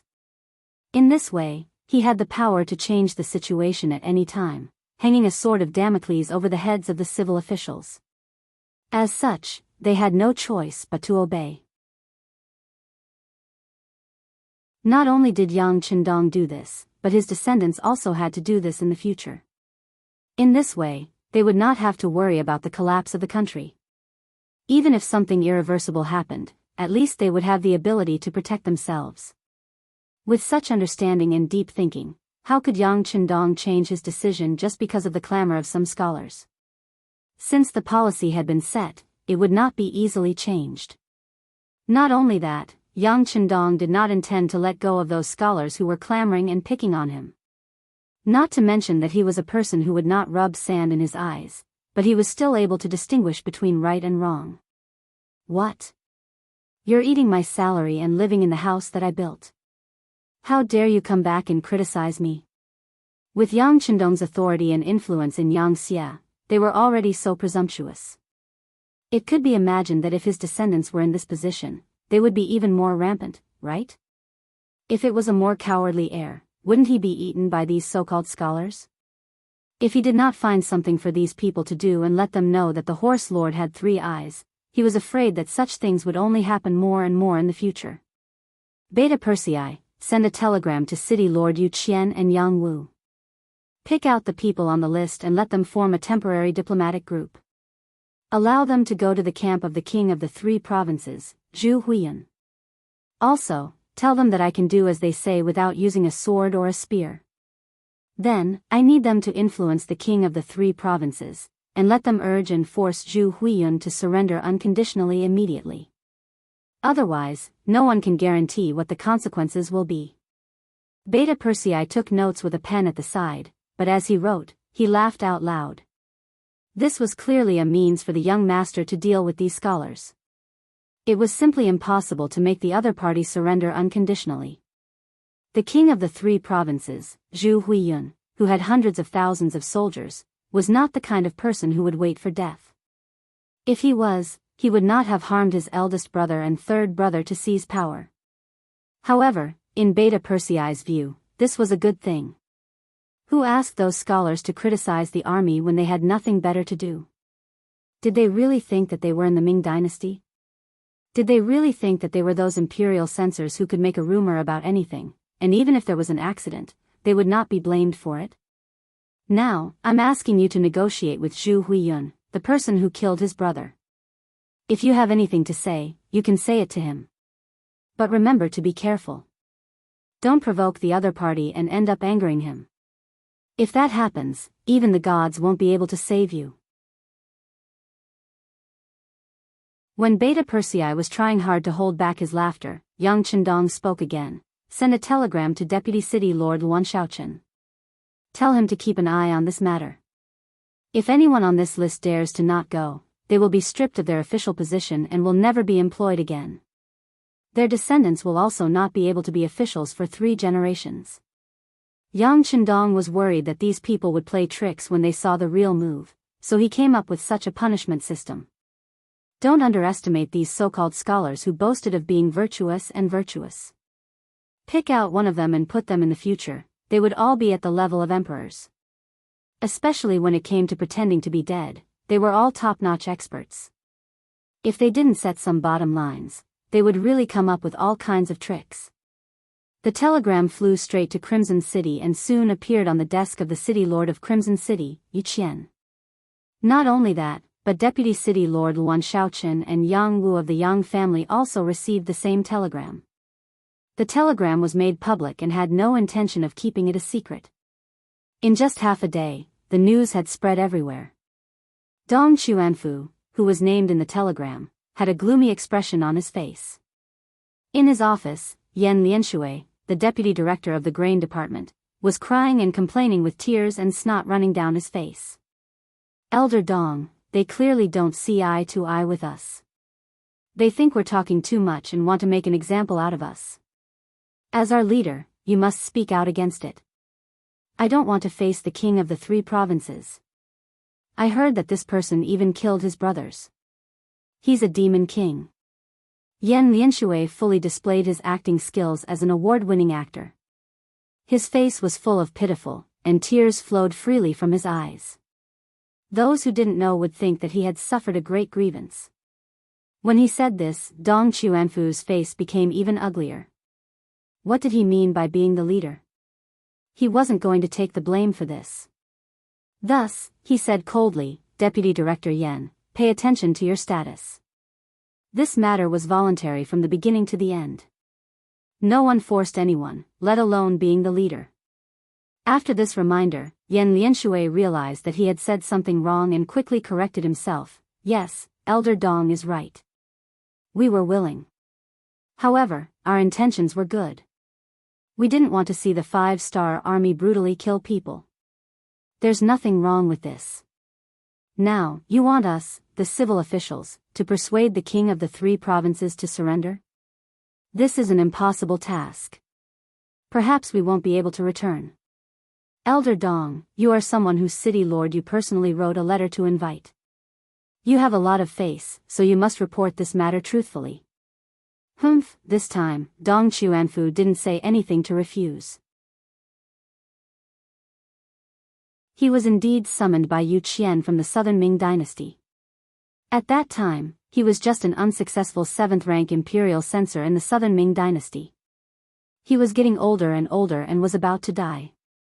At this time, Yu Qian sent someone to deliver a letter to him. He thought about the current situation and saw that Bugnam of Gojoseon was going to replace the Great Ming dynasty. Thus, he made the decision to join the Southern Ming dynasty and become the deputy chief. In reality, it wasn't just Dong Chuanfu. In the entire Yangxia dynasty, there were many people like him. They were all invited by Yu Qian or their colleagues who had been officials in the Great Ming dynasty. However, these people had a common characteristic. Whether it was in the Southern Ming dynasty or in Baiming, they were the type of people who weren't used in important positions. Otherwise, they wouldn't have abandoned their families and come to the Yangxia dynasty. After all, in the eyes of many people, the Great Ming dynasty was the orthodox. Dong Chuanfu, who was personally invited by Yu Qian, was very proud of himself. Relying on this, even the head of the Ministry of Ethnic Affairs, his immediate superior, was rarely in his eyes. Now that something had happened, he naturally had to ask Yu Qian for help. Alright, I'll go look for City Lord Yu now. All of you just stay here quietly and don't say anything that goes too far. Dong Chuanfu stood up from behind the desk and tidied up his clothes. Under Yan Lianshui's admiring gaze, he walked out of the office. The main responsibility of the Ethnic Affairs Department was to adjust the conflicts between the various ethnic groups in order to achieve harmony. In the end, they would eliminate the barriers and become one family. Just from this point alone, it was a very important department. When Yu Qian recommended Dong Chuanfu for the position of deputy minister, he had high hopes. He believed that with this person's ability, he would be able to do things well. Therefore, as someone who was valued by Yu Qian, Dong Chuanfu didn't need to make an appointment to see the city lord. When the staff of the city lord's manor saw Dong Chuanfu appear, they first greeted him with a smile. Then, with the excuse that the city lord was still busy and needed to wait for a while, they invited him to a nearby lounge. Dong Chuanfu didn't think too much at first, but after staying for more than 2 hours, his expression became a bit ugly. In particular, he hadn't seen anyone pour tea for him in such a long time. How could he not know that he was being ignored?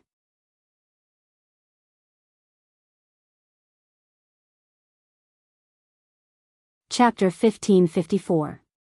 Thinking about it, he was just called by Yang Chendong. Although on the surface it was said that he was entrusted with an important task, anyone with a clear mind could see that there was clearly a problem. At this time, who wouldn't stay away from him? How could anyone take the initiative to approach him? This was the official scene. When he was proud, he was surrounded by flowers. When he was frustrated, he was surrounded by holes. Sigh. After a sigh, Dong Chuanfu knew that his situation was a bit dangerous, but the more it was like this, the more he had to find Yu Qian and argue with him. Otherwise, he would really be finished. He got up, strode out of the lounge, and went straight to the floor of the city lord mansion. During this period, although there were staff members stopping him, he really ignored them until he pushed the door upstairs. He didn't even knock on the door, which was enough to show the anger in Dong Chuanfu's heart now. When he pushed the door in, he saw Yu Qian wearing a pair of reading glasses and looking down at something. When the two looked at each other, Yu Qian showed a puzzled look. "Yinghai, why are you here?" Yinghai was Dong Chuanfu's name. Usually, only familiar people would call him like this. When Dong Chuanfu saw Yu Qian's stunned expression, he knew that the people below must not have reported his arrival. Thinking that it was not that Yu Qian didn't want to see him, the anger in his heart also subsided a lot. However, the staff behind him, seeing Dong Chuanfu break into the city lord's office without any etiquette, couldn't help but show a helpless look on his face. He seemed to want to explain something to Yu Qian. These staff members of the city lord mansion had long been convinced by Yu Qian's feelings and work attitude for the country. This time, they also knew that Dong Chuanfu came to ask for help. In order to reduce some pressure on Yu Qian, they acted on their own initiative and didn't want to arrange a meeting. Who was Yu Qian? His brain was very flexible. No one said anything, just the situation in front of him. He guessed most of it. He also knew that the staff members were doing this for his own good, but since he was here, he couldn't just kick him out. He had to see him anyway, so he waved his hand and said to the staff members, "You can leave, I will have a good chat with Yinghai." The staff had no choice but to withdraw, but there were still some discerning people who went to the office of the deputy city lord, Wuxia Chronicles, on the lower floor. After the office door was closed, Yu Qian stood up and personally poured a cup of tea for Dong Chuanfu. Then, he sat down on the sofa in the reception area. "Yinghai, you already know?" In public. Dong Chuanfu raised his head and wanted to say something. However, Yu Qian waved his hand and said, "Yinghai, you were too reckless this time. You don't know what happened at all. You just listened and believed some things that you shouldn't have said. Now that the king is angry, the consequences are very serious." Since Yu Qian had spoken such serious words, Dong Chuanfu's face immediately fell.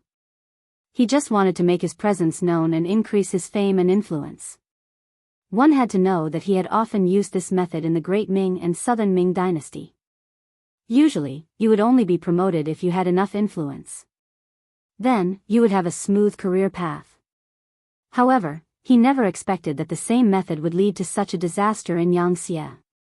It would be a lie to say that Dong Chuanfu didn't regret it.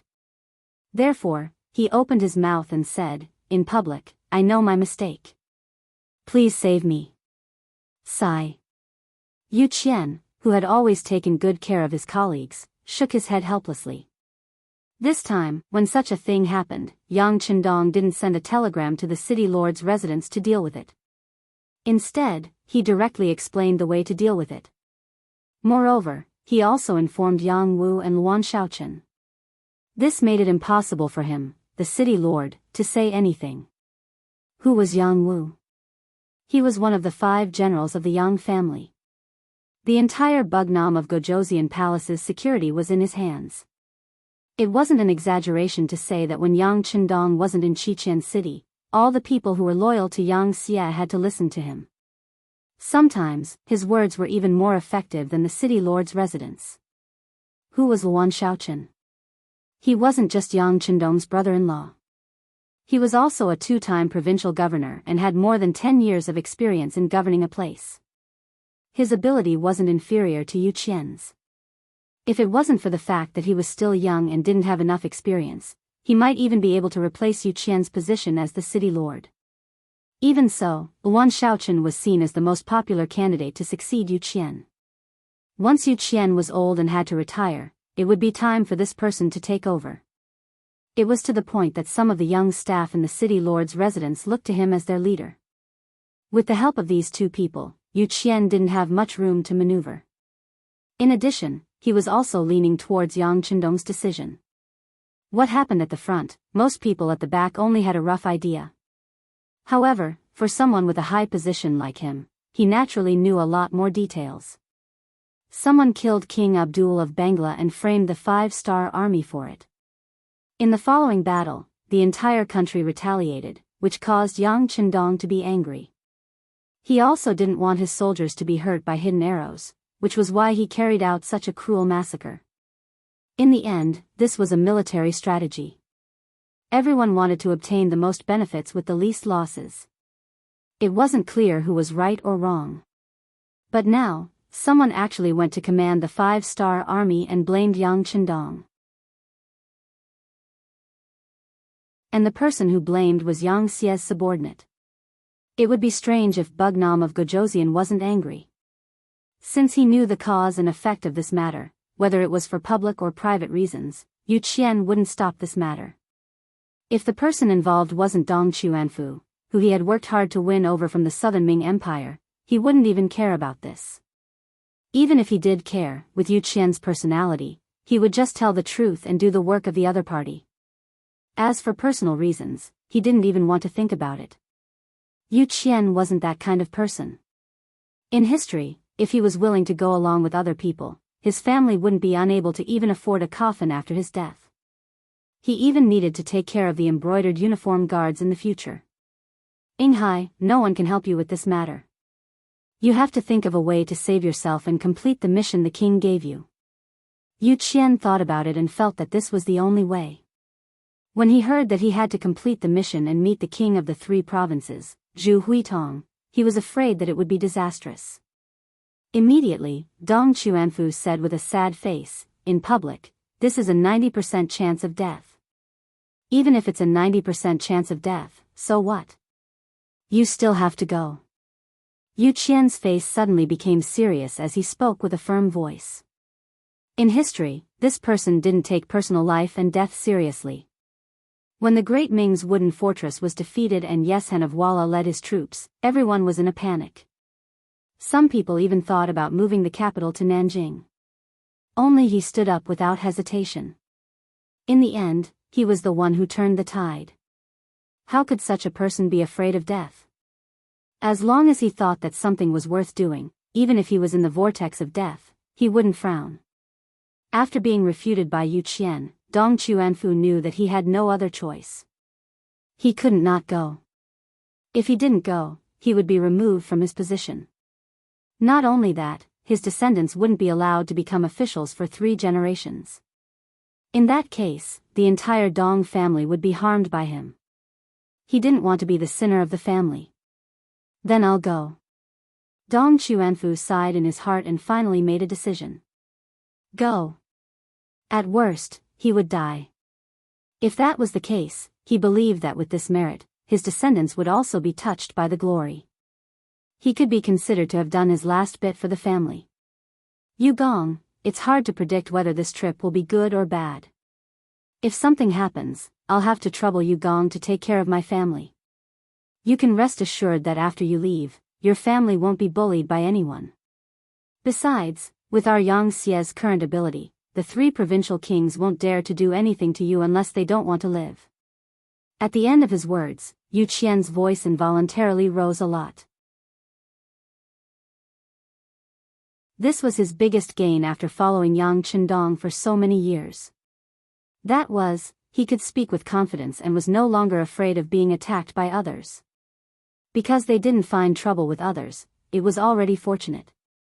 On the first floor, someone had already reported to Wuxia that Dong Chuanfu had appeared and went to find Yu Qian. In this regard, Wuxia just smiled and said that he understood. Then he went to do what he needed to do. Although he hadn't been in the city lord's mansion for too long, he still understood Yu Qian. This was not a person who was biased. This was something that Yang Chendong said in a very serious tone.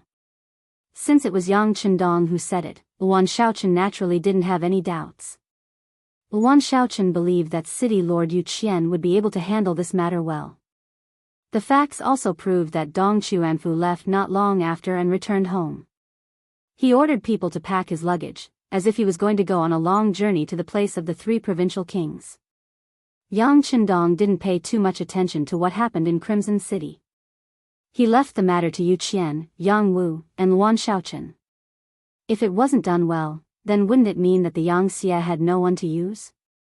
Not paying attention to Crimson City, his eyes were more focused on the Bangla kingdom. After showing a strong attitude and putting it into action, the so-called revenge for the king became quieter and quieter.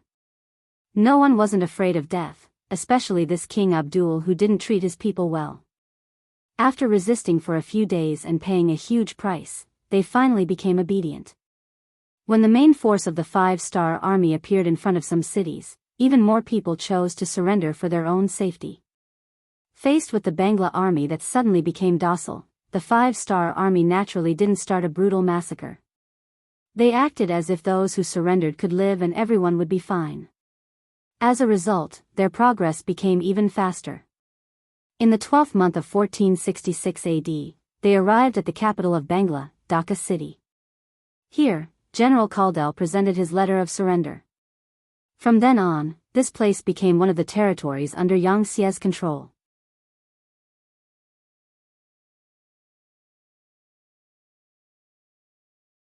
Chapter 1555. In the palace of Dhaka city, Yang Chendong admired the scenery under the guidance of General Caldel.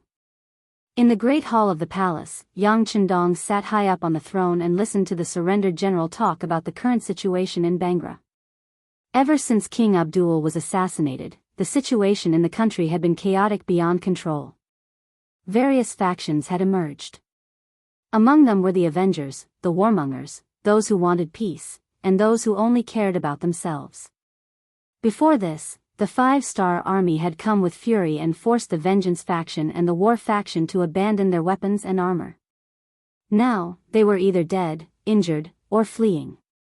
They could no longer pose a threat. Otherwise, Caldel, the general of the Peace faction, wouldn't have submitted his letter of surrender. However, the warmongers still existed and they were all generals with military power. For example, Rajiv, who was still causing trouble in Burma, was a representative of this group.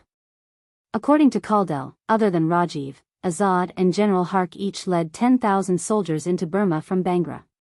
They would probably cause some damage. Yang Chendong looked at Caldel's lowered head in self-reproach. He didn't intend to scold him. This had nothing to do with him. It was already a great deed for him to represent Dhaka in surrendering to the 5-star army and averting the disaster of war. Very good, General Caldel. You still have some military power in your hands, don't you? Yang Chendong thought about how he would have to face the Bangra army and the 3 provinces' royal armies, who were provoking him. There would probably be a lot of killing. The security behind him would become even more important. Reporting to King Wunan of Damyang. The guilty general still has 20,000 soldiers. However, they are all foot soldiers and no cavalry. Their combat ability is average. Caldel spoke the truth without any exaggeration. Seeing Caldel's sincerity, Yang Chendong smiled and nodded. 20,000 people, not a small number. This way, you can continue to retain your position as a general. This prince will also leave you with an army to cooperate with you in defending Bangla from the flames of war. Sigh, this place shouldn't be called Bangla. Aren't there a lot of Bengalis here? Let's change the name to Bengal in the future. Are you willing? Originally, he thought that since he was a surrendered general, he would be lucky to be able to keep his life and a small portion of his wealth. Who would have thought that Yang Chendong would trust him so much that he would not deprive him of his military power and even let him guard this place? He was so moved that he immediately knelt on the ground and said, "Thank you, Bugnam of Gojosian, for your kindness. Thank you, Bugnam of Gojosian, for your kindness. There's no need to thank me. Just do your job well. Also, you won't be able to stay here permanently in the future. According to Yang Xie's rules, everyone here will have to move out. During this time, you will have to do the statistics, pacify the people, and do the related propaganda work. Where is the commander of the Mabe division, Na Ri Song? Your subordinate is here." Senior Colonel Na Ri Song, who had been standing in the hall, stepped out of the formation. Na Ri Song had originally been the deputy commander of the Mabe division. However, after leaving the Mabe region and fighting with the army, he was finally promoted to commander. But in reality, he should be the commander of the 2nd Division of the Mabe Division because the real commander, Xin Hong Hai, was still in the Mabe region. "Commander Nari, I now officially appoint you as the commander of the 2nd Division of the Mabe Division. I will leave the matters here to you. General Caldel will cooperate with you. What this prince needs is for the public security here to be restored in the shortest time possible. Are there any problems?" Yang Chendong smiled as he looked at the old man who had followed him for many years. "Your subordinate will not disappoint the 6th young master," Na Ri Song said in a clear voice. This was truly his first time leading an army alone. Before, he had been following the main forces of the 5-star army. Even though he had military merits, it was not as satisfying as leading an army by himself. Now that he had the chance, he would definitely perform well. At the beginning of 1467 AD, when the new year began, Yang Chendong led the main forces of the 5-star army out of Bengal and headed straight for the neighboring Burma province. At this time in Burma, the so-called invading Gera army had already retreated from the territory of the 3 provincial kings of the southern Ming when they heard that the main forces were coming. They didn't even have the courage to face them and retreated thousands of miles away. In February, Yang Chendong's main forces met up with the Burmese, Laotian, and Vietnamese local armies that had been guarding this place for a long time. Yang Chendong saw Bu Hai, the commander of the 7th Division of the Leng Fong Division. Although the other side only had 2,000 people, the 2,000 Leng Fong Firearms Division soldiers had become the main force. If it wasn't for their existence, the Burmese provincial capital would be in even more danger. Yang Chendong praised these people for their tit-for-tat with the Gera army. He said in public that no matter who it was, if they dared to have ideas about Yang Xie, then they would fight back. Not only that, they would also occupy their homeland. At the same time, he announced that the former Gera, now Bangladesh, had become another province of Yang Xie. The generals were naturally encouraged by Yang Chendong's fearless personality. With the arrival of Yang Chendong's main forces, the Burma War also came to an end. However, the overall war was not over. On the contrary, it was just another beginning. For example, the escaped Gera generals, Rajiv, Azad, and Hak had already escaped to the territory of the 3 provincial kings. These people were going to be punished. There was also the matter of the 3 provincial king, Zhu Huixin, who had previously sent soldiers to Yunnan province. It was time for an explanation. Several years ago, Yang Chendong had entered the Far East through the first city. Then, he had killed his way into Eastern Europe, Central Asia, and now, he had returned to Southeast Asia. In this period of time, he had occupied more than twice the territory of Yang Xie, subduing and conquering dozens of small and large countries. From the current map, other than the Yusang region, which was still in battle, the other regions had all fallen into Yang Xie's hands. Whether it was Baiming or Nanming, they were all like meat stuffing in a steamed bun. Dealing with the problem of Nanming and Baiming was also on the agenda. Once they were dealt with, all of Asia would belong to Yang Xie. He was getting closer and closer to conquering the entire world and allowing the Han people to stand at the peak. It's time. With a light sigh, Yang Chendong led his army from Myanmar to Yunnan province. That would be the entrance to the territory of the 3 provincial kings. The 3 provincial king, Zhu Huixin, did not look well recently. Originally, Yang Chendong was caught up in the battle with the Khaganate and did not have the energy to deal with him. This should be the time for him to rise. For example, once he conquered Myanmar and Yunnan province, the five-star army would be in a state of chaos.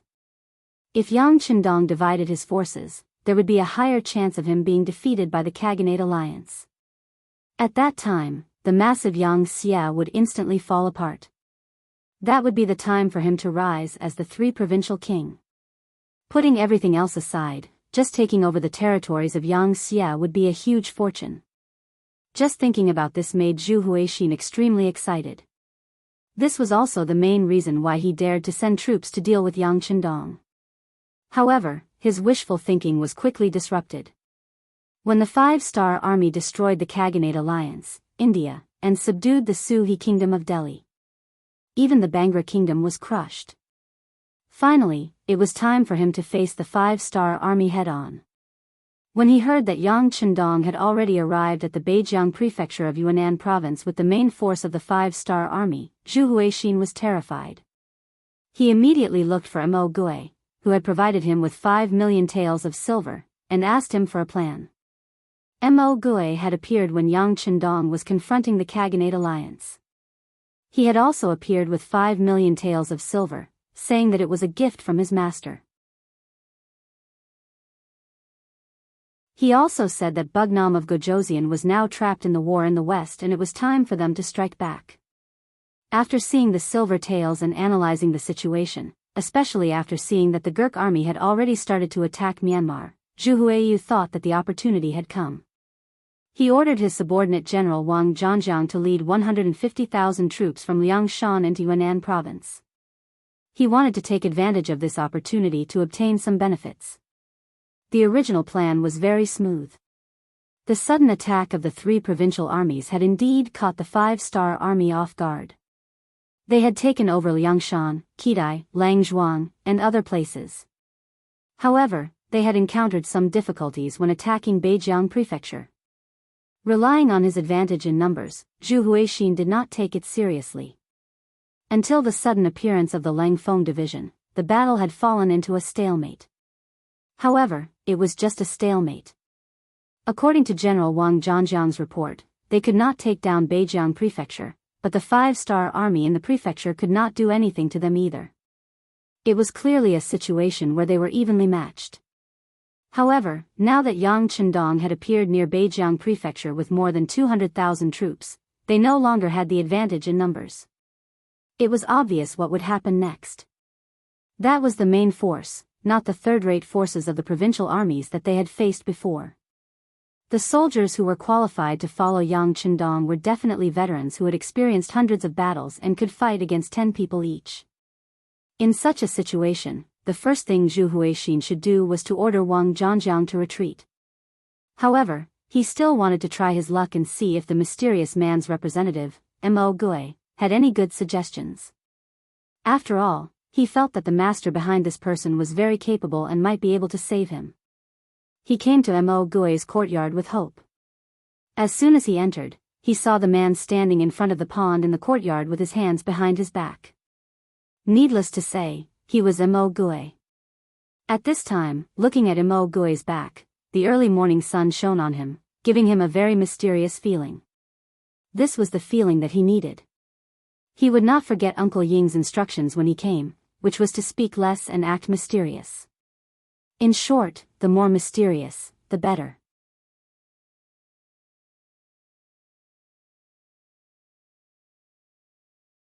Chapter 1556. In order to achieve this goal, Mo Gui had indeed spoken very little ever since he came to the territory of the three provincial kings.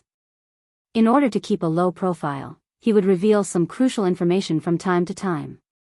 Moreover, they were all extremely confidential information about Yang Xia, some of which couldn't be bought with money. Hence, he was extremely mysterious. Mr. Mo, as soon as he saw Mo Gui's figure, Zhu Huihua somehow felt a lot more confident, and he also became much more confident when he spoke.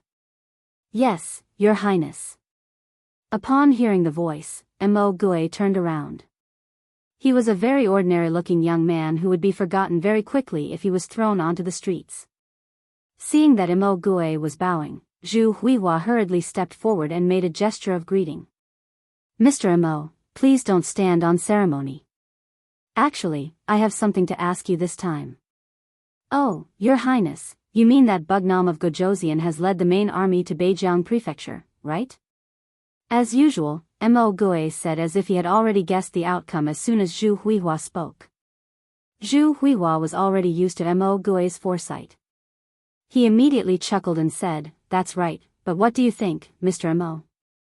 "Let's talk," Mo Gue said after hesitating for a moment. Then, afraid that the other party wouldn't understand, he said with a smile, "We can't defeat them. The combat power of the five-star army's main force is not something an ordinary army can match. However, if we can negotiate, there will be a chance." Zhu Huihua also agreed with Mo Gue's words. He knew very well what kind of soldiers he had in his hands. They were formed by some young men for the sake of earning money.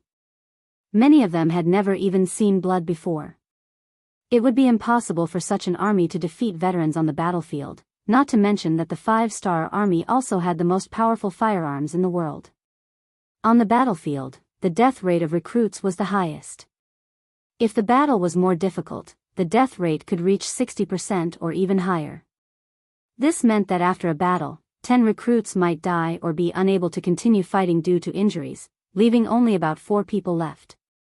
In the second battle, this ratio would be even lower, and they might lose 1 or 2 people. After 3 to 5 battles, it would be considered good if 1 or 2 of the initial 10 people were left. Only the soldiers who stayed behind could be considered veterans of 100 battles and be called elites. Such a ratio could be found everywhere in the five-star army, especially in the world's first cavalry army and the new army, where more than 90% of the soldiers were elites. What kind of terrifying battle prowess would they possess? One could even imagine it with one's toes. It was normal to lose, but when he heard that there was a chance to negotiate, Zhu Huichun was a little confused. There was a negotiator sent by Yang Xia in Yunnan Manor, but he didn't have the intention to do so before, so he just threw him into the courtyard and didn't bother with him. Why do they want to negotiate now? Mo Gue shook his head when he saw Zhu Huiyun's confused expression. He walked up and whispered something into Zhu Huiyun's ear. When Mo Gue's whisper fell into Zhu Huihua's ears, he could see a clear change in the listener's expression. At that moment, his face was full of shock, as if he had seen a magnitude 10 earthquake. His shock was mixed with fear. "Are you scared? This is your only chance. If you succeed, the benefits will be unimaginable." Mo Gue knew that Zhu Huihua would be shocked and hesitate. When he first heard about the plan from Uncle Ing, he didn't seem any better than Zhu Huihua.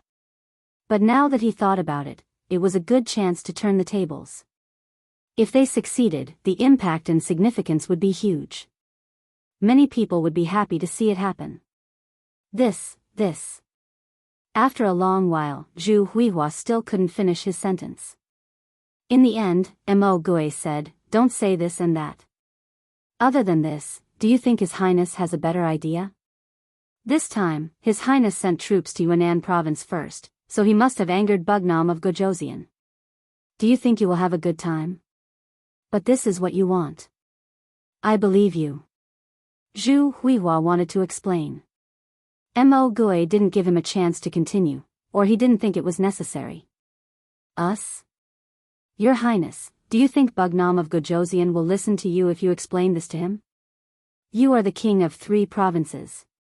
If you don't want to do something, no one can force you to do it, right?" In the face of such a rhetorical question, Zhu Huili was speechless. Yes, he was the one who gave the order to send troops to Yunnan province. That was an undeniable fact. Based on that fact alone, he wouldn't have a good ending. Sigh. After a long sigh, Zhu Huichun asked, "But I don't know how many chances there will be if we do this." Hearing Zhu Huihua's question, Mo Gue finally smiled. It was enough to prove that he had thought it through and was thinking about how to execute it. Mo Gue said confidently, 100%. As long as we follow the plan, he will die. Hearing such confidence, Zhu Huitu finally gritted his teeth and said, since that's the case, let's take a gamble. However, if anything goes wrong, I hope that Mr. Mo will lend a hand. No problem. Seeing that Zhu Huichun had agreed, Mo Gui's face revealed a relieved expression. Perhaps his mission was about to be completed. In a small courtyard in a straight alley of Yunnan East Main Street, 18 men in Chinese tunic suits were sighing as they sat in the courtyard. They all had the same expression, full of worry and worry. They were none other than the group of civil officials who had previously questioned the Five-Star Army's massacre in the Delhi Sultanate. When Yang Qindong heard about this, they became ambassadors and were responsible for negotiating with the kings of the three provinces. They also changed into Yang Xie's formal attire, Chinese tunic suits. The leader of the group was Dong Chuanfu, the vice minister of the Ministry of Ethnic Affairs. With his rank, he could be considered a senior official. He could sit in a bright and spacious office in Rezin City and give out orders. There would naturally be people working for him. Then, he could drink hot tea, take a hot bath that was prepared 24 hours a day, and talk about life. He could enjoy a decent salary and live a happy life with his family. He didn't have to care about the fights outside. But because he didn't keep his mouth shut, he ended up like this. They came to Yunnan Manor. Apart from the pleasant weather, it couldn't compare to Rezin City in any way. When they first came here, they were disgusted by the fact that they had to go to the toilet. Thinking back to when they were in Crimson City, whether it was the office building or the building they lived in, there were toilets, and drains that could be used. But now, in this small courtyard, they had to go to the toilet in the same place. The weather was getting hotter and hotter. Just the smell was unbearable, not to mention the flies flying around. Although it was the same in the past, after enjoying the modern treatment in Rezin City, the feeling of going back to the old life was worse than death.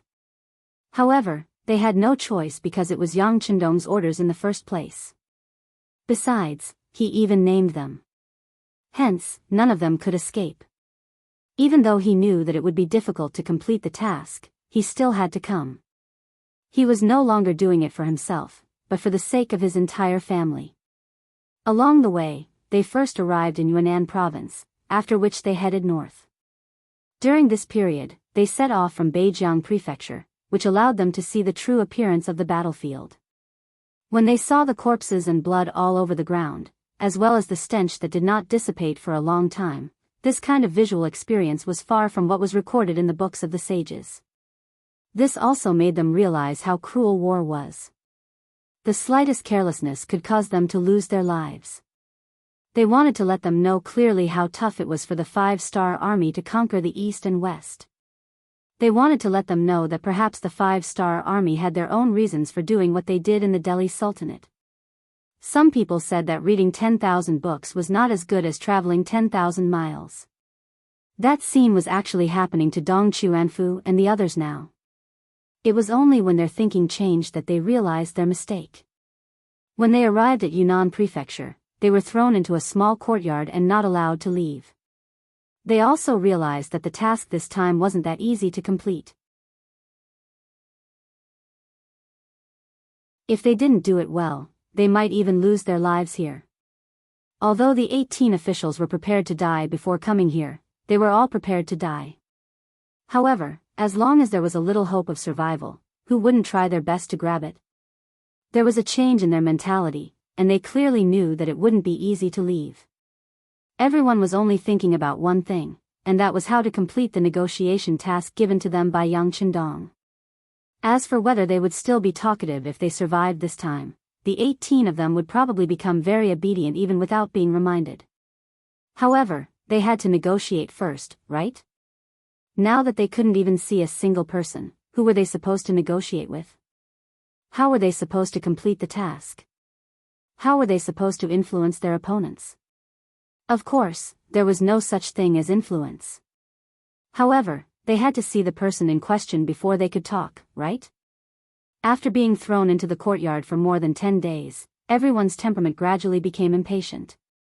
While they were reflecting on their mistakes, they were also cursing Zhu Huiyun, the prince of the 3 provinces, in their hearts for being disloyal, unfilial, and immoral. They could only curse in their hearts. After coming to Yunnan Prefecture from Qiqian City, they finally understood what it meant to live under someone else's roof, and what it meant to act according to other people's wishes. Especially after seeing the soldiers of the 3 provinces waiting outside the courtyard. They were here to protect their safety, but in fact, weren't they monitoring their every move? If necessary, they might even kill them all.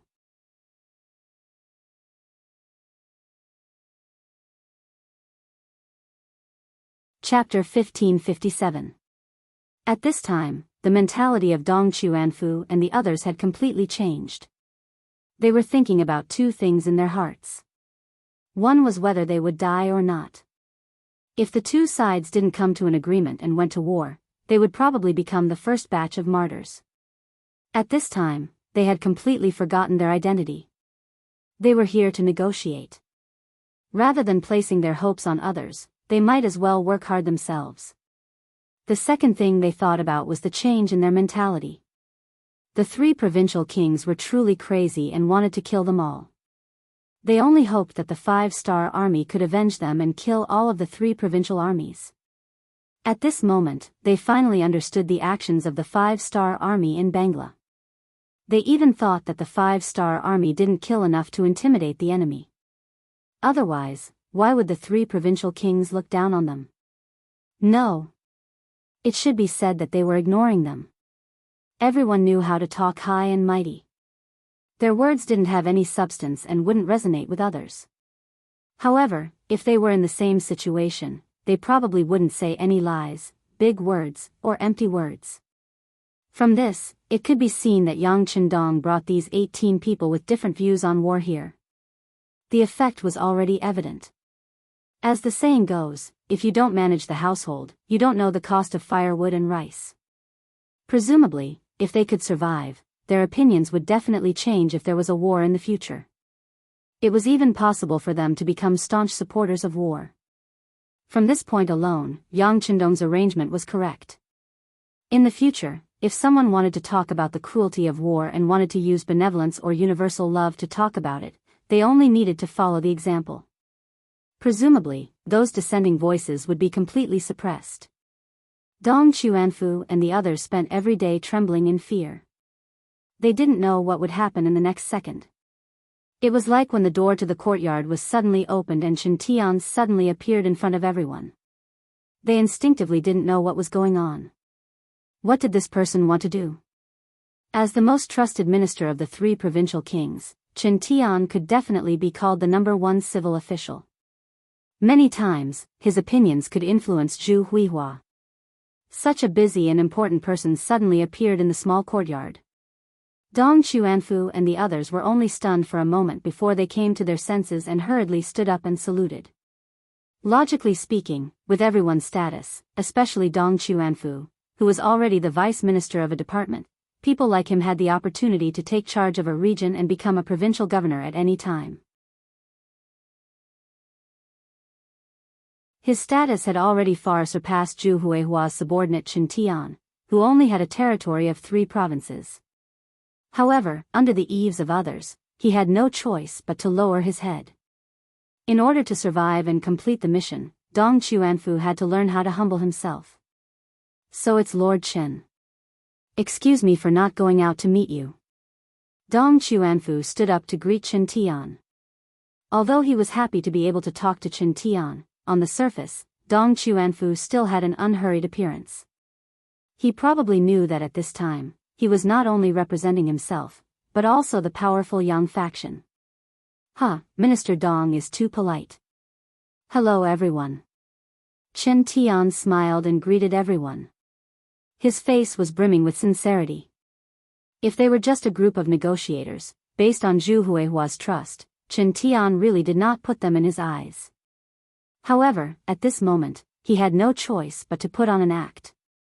This was closely related to the mission he had accepted. Zhu Huihua had just given him a very important mission. If he wanted to complete this mission, he needed the cooperation of Dong Chuanfu and the others in front of him. Although he did not think that this mission had a chance of success, in order to gain the most trust, he decided to take a gamble and give it a try. Being able to speak eloquently was one of Chen Tian's greatest abilities. With his intention, everyone sat together and began to talk. The topic was led in the direction of the result he wanted. At first, everyone was very happy with Chen Tian's goodwill and even his humble attitude. Some people even began to suppress their pride in their hearts. See, in other people's territory, they still had to curry favor with him.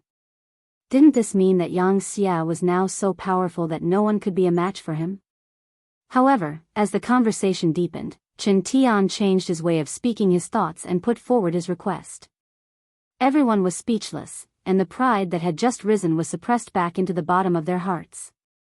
As the leader of the 18 people, Dong Chuanfu was even more furious. He loudly rebuked, "This is simply impossible. We will never agree to this request of yours." That's right. Deputy Director Yan Lianshui, who was second only to Dong Chuanfu among the 18 people, also spoke up. "If there is anything you want to discuss, you can discuss it with us. We are here on behalf of Yang Xia. There are many things that Minister Dong can make the decision on. However, I don't know why you want to see Bugnam of Gojoseon. You also want Bugnam of Gojoseon to personally visit Yunnan Manor.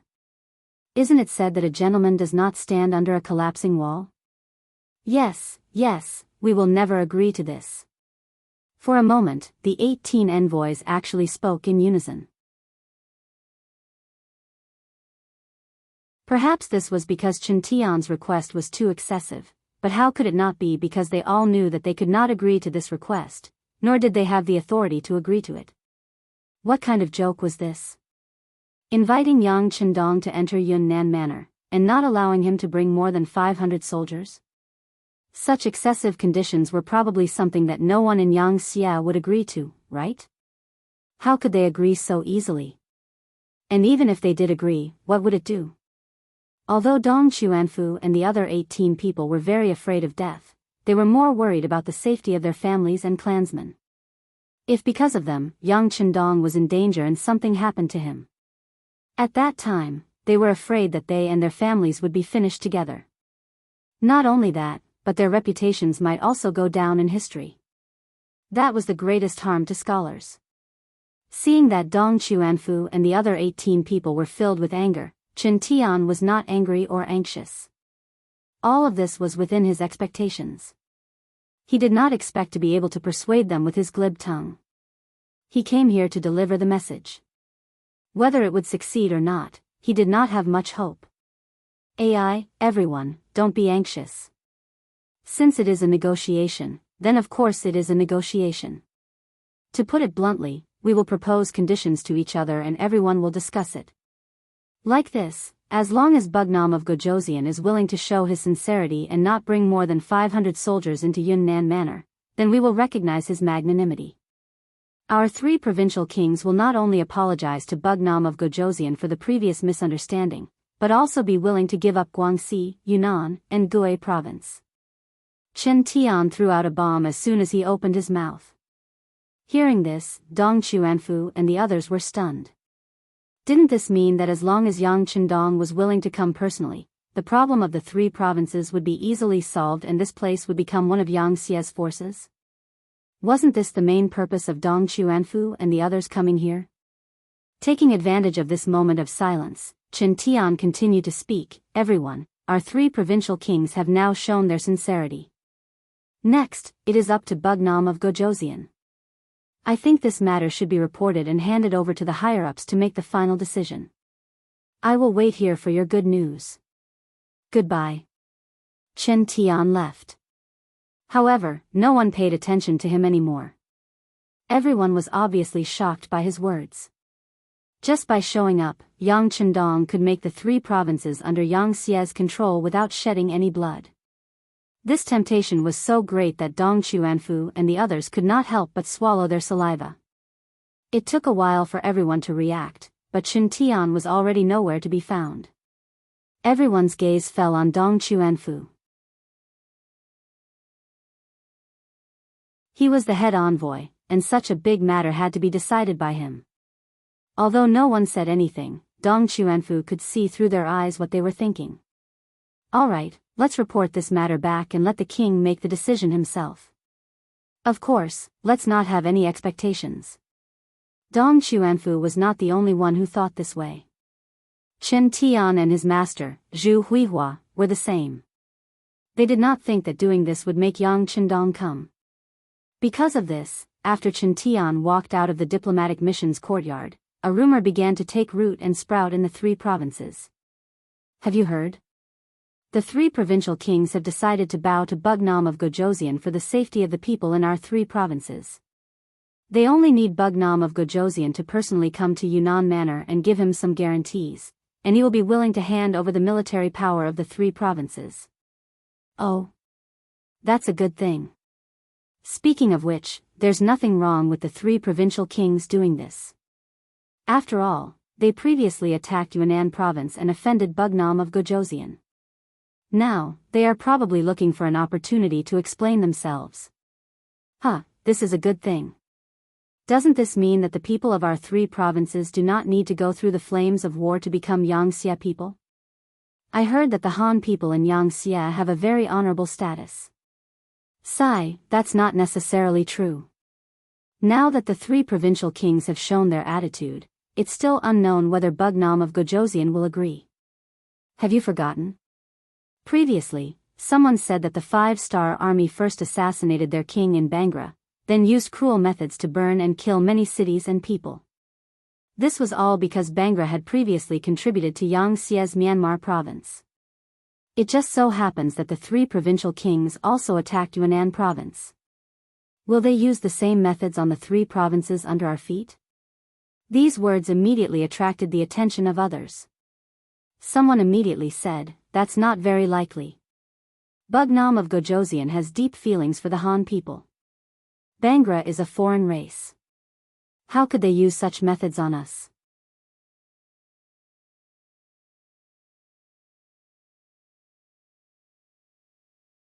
Chapter 1558. That might not be the case. Who can guess what the people in power want to do? As for the fact that the 3 provinces are all Han, that's true. However, there are so many Han in the world.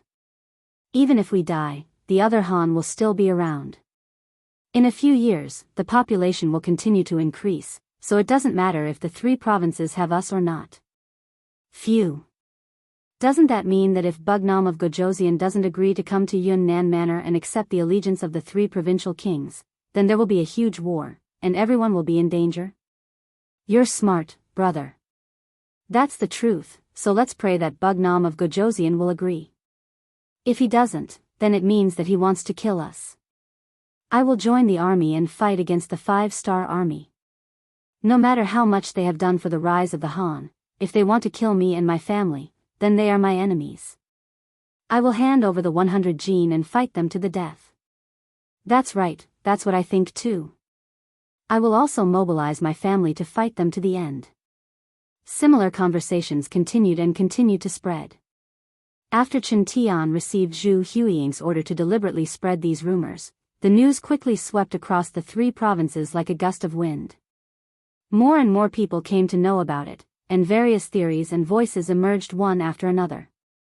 However, from the beginning to the end, none of these conversations mentioned Zhu Huiying's request for Yang Qindong to not bring more than 500 men with him. The people were being deceived, but no one mentioned it. It was a trap in itself. This was also why Mo Gui gave Zhu Huiying the idea. It would be best if the matter was successful. When Yang Qindong brought 500 soldiers into Yunnan Manor, he would be a fish on the chopping board.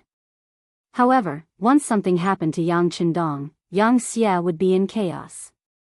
At that time, who would have the time to cause trouble for Zhu Huiying? Not only that, it would also be a good opportunity for Zhu Huihua to show off his might and quickly encroach on Yang Xia's territory. If he failed, Zhu Huihua would not lose anything. On the contrary, he would have many more soldiers in his hands, and he would have more power to fight against the 5-star army. Success or failure was a good thing for him. This was also why Zhu Huichun listened to Mo Gui's advice after some hesitation. Although by doing so, he would inevitably offend Yang Qindong, but even if he did not do this, how good would the result be? The rumors were still spreading. Dong Xuanfu and the others in the small courtyard were completely unaware of this. After a discussion, the 18 of them wrote a report and sent it to the telegraphist accompanying them, asking him to pass the news to Bugnam of Gojosian. With the power of Yang Xie's intelligence department, the news of what happened in Yunnan Manor had already reached Yang Chendong's ears. Then, the report written by the 18 people was sent to the desk. As the messenger, Beta Persei was naturally very familiar with the contents, so the moment he put down the telegram, he said tentatively, "Young master, this is clearly Zhu Huiying's evil intentions. Don't be fooled by him." Beta Persei's words were well-founded. He had been by Yang Chendong's side for many years and understood his master well.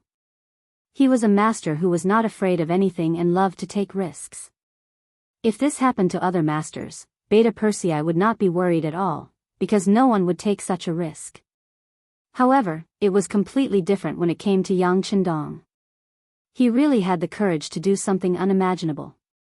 If it was the Yang Xie of the past, with a weak foundation, small territory, and small population, it would be worth taking a risk.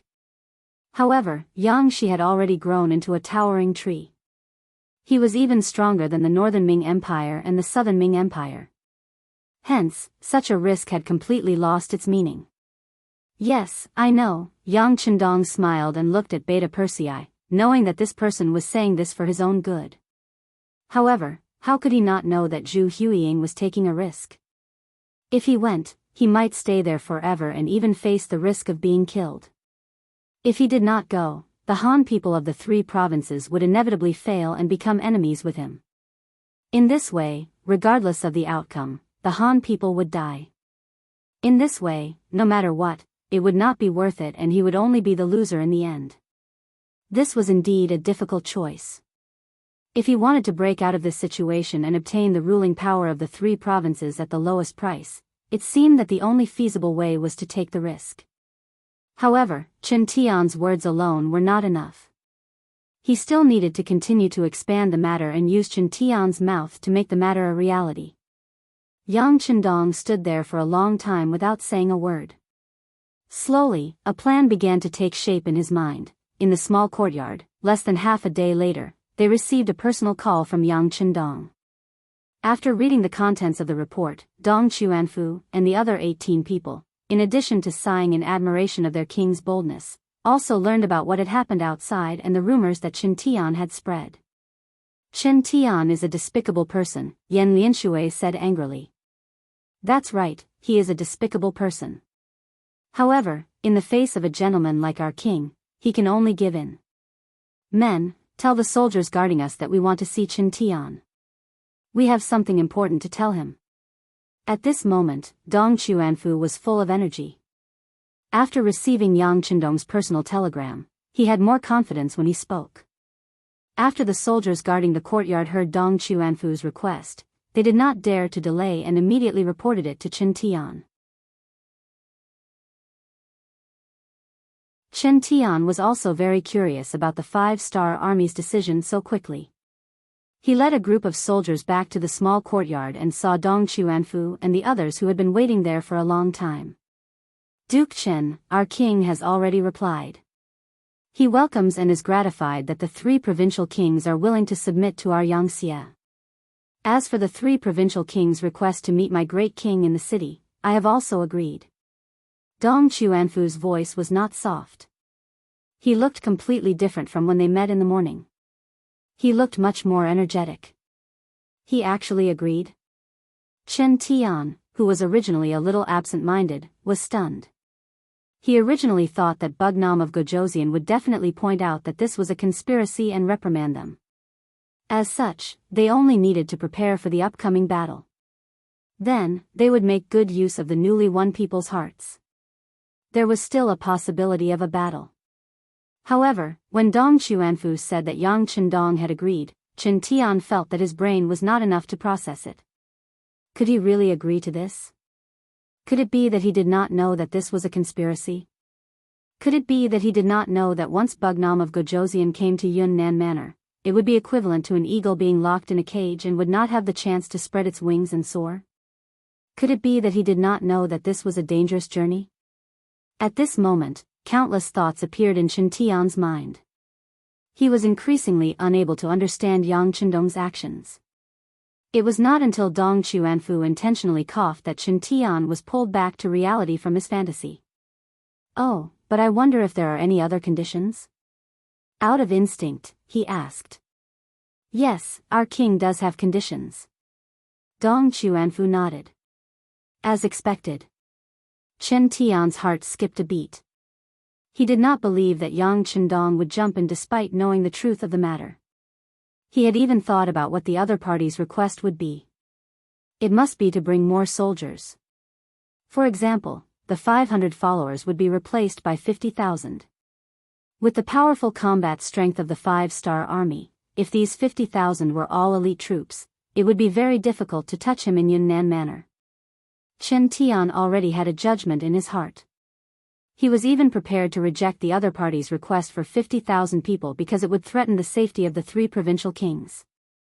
He opened his mouth and said, "But I don't know what the conditions are." "Why don't you tell me?" Chen Tian just wanted to see how Dong Chuanfu and the others would perform. He didn't agree to it, but he wanted to see how Dong Chuanfu and the others would perform. Looking at Chen Tian, Dong Chuanfu did not think too much. Instead, his voice was loud as he said righteously, "Previously, there were some rumors in the city that were unfavorable to our king. I think it must have come from your mouths, so our king cannot believe you. It's coming." Chen Tian thought in his heart. However, he did not stop him. Instead, he wanted to watch Dong Chuanfu continue his performance. He only needed to wait for the other party to finish speaking before he would completely deny it. At this time, Dong Chuanfu was still talking to himself. Who knows if the 3 provincial kings will do anything else? In order to dispel our king's concerns and to make the truth of the matter public, you only need to send out official documents to the people of the 3 provinces. Tell them that the 3 provincial kings intend to submit to our king. Everything will wait until our king enters Yunnan manor. After ensuring his safety, the authority of the 3 provinces will be handed over. Then, Bugnam of Gojoseon will come here and take over everything. No, that's too much. Chen Tian didn't even pay attention to what Dong Chuanfu was saying and directly denied it. Then, with an angry look, he snorted coldly and said, "This is simply because Wunan king doesn't trust my king. If that's the case, is there still a need to negotiate?" Not only were Dong Chuanfu and the 17 members of the diplomatic mission stunned by Chen Tian's words, but even the personal guards behind Chen Tian were stunned. They did not understand how their master's words had anything to do with Dong Chuanfu's request. At this time, Chen Tian also felt that something was wrong. This could be seen from the faces of Dong Chuanfu and the others. Out of the corner of his eyes, he glanced at the bodyguards beside him. When he saw that they were also looking at him in surprise, he knew that this was bad. Obviously, Dong Chuanfu wasn't talking about how many soldiers he would bring into Southern Cloud Manor. He forced a smile and said, "I'm sorry, Minister Dong. I've been busy recently, so I was distracted by other things. I will have to trouble you to say it again."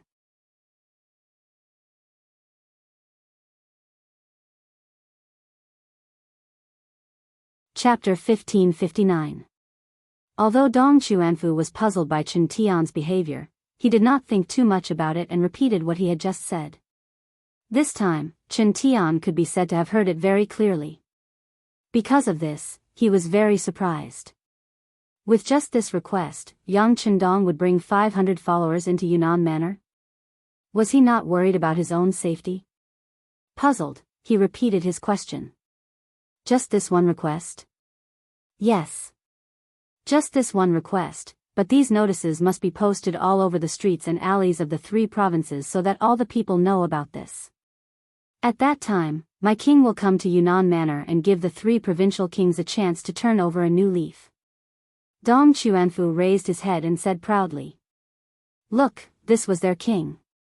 The so-called danger was nothing in his eyes at all. Just this boldness alone was something they could never learn. Okay, no problem.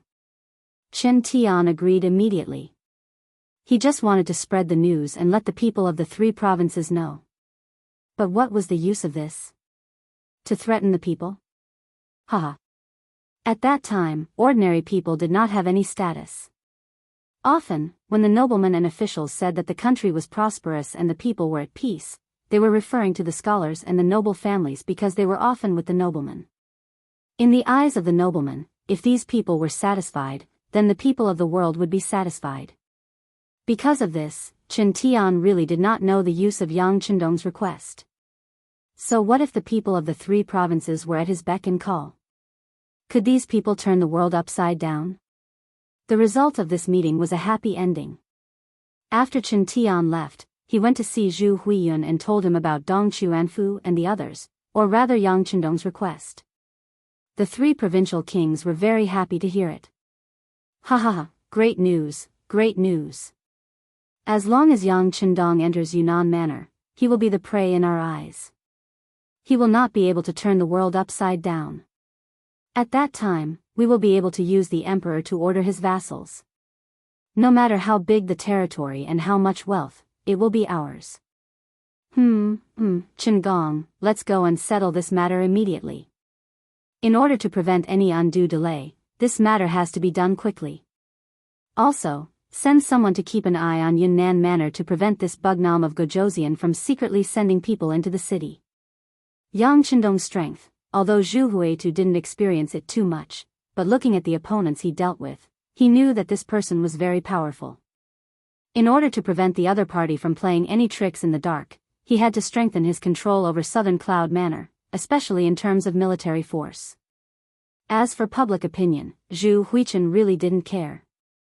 As long as he had money, food, and soldiers, ordinary people would have to look up to him. After getting a positive answer, Chen Tian went to work with a face full of joy. Once Zhu Huichen really became a great emperor, he would have the power to meddle with Yang Xie. His status would inevitably rise, and some of his ambitions would be realized. It was very likely that he would be remembered in history. No one cared about public opinion, but only Yang Chendong was very clear about the importance of public opinion. Yang Chendong had some headaches about Yunnan, Guizhou, and Guangxi. These were the ancestral lands of the Han people. It was impossible to deal with them like dealing with other forces. After taking over these places, he couldn't forcibly move them out. That would be criticized behind his back. Yang Chendong didn't care about what they said about the foreign races, but for the Han people, their position was naturally different. If possible, of course, he would want to solve the problem here in a peaceful way. Thus, Zhu Huichen came up with this move. Although it seemed that this place was abnormally dangerous, but wasn't it an opportunity for him? If he did it well, he could righteously take over the 3 provinces, and the people here wouldn't have any resistance. In this way, the big problem would be solved. Since that was the case, why would he not agree? As for what kind of danger would there be in Yunnan Manor, Yang Chendong, who had Datsang, really didn't care too much. If they wanted to deal with him, those people had to have the ability to do so. Of course, because of Datsang, Yang Chendong was full of confidence, but others didn't know. After learning the details of Yang Chendong's telegram to Dong Chuanfu, Yang Xie was in an uproar.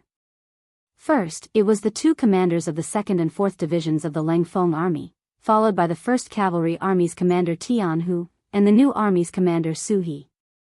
Then, a group of officials in the first city and the people in charge of the provinces and regions also sent telegrams to inquire about this matter. At the same time, they also advised their king not to be impulsive. In this regard, Yang Chendong just smiled and accepted the concern of these people. Then, he did something that made everyone exclaim. A personally written telegram was sent to Chichen City, establishing his eldest son, Yang Bo, as the prince and establishing his identity as the legitimate heir. On the issue of establishing the successor, there were already many people who had spoken up. After all, Yang Chendong was different from other monarchs. He was a master who always liked to rush to the front line, and danger could be discovered at any time. It was true that Yang Bo was the eldest son, and he was also the son of Queen Hu Yen. No matter how one looked at it, he was the best choice to be the successor. However, without any instructions, anything could happen. As the saying goes, if the name is not correct, the words will not go smoothly. How could the other princes not have a chance to compete? Besides, Yang Xia was really too powerful. With such a huge monster, when Yang Chendong was around, the people in charge would be loyal and wouldn't have any other thoughts. But what if something happened? In the face of such a huge temptation, coupled with the fact that Crimson City was quite far away from many provinces, in a place where the heavens were high and the emperor was far away, it was inevitable that the ambitions in the depths of some people's hearts would be exposed. If that was the case, it was not impossible for the Yang faction to be torn apart. However, if the successor was confirmed, then it would be completely different. At that time, when Yang Chendong wasn't around, everyone would consciously follow the new young master. Regardless of whether they agreed in their hearts, they would have to do so on the surface. If some of them had other ideas and made other moves, Yang Bo would be able to give the order to send out troops to suppress them. Just like before, it would be justifiable. This was the importance of having a legitimate successor. It was because Yang Chendong was still very young, only in his 30s, and his health had always been very good. In addition, he had the protection of the world's most elite forces, the Black Cavalry. That's right, after some people's requests for a successor were not answered, they weren't particularly anxious.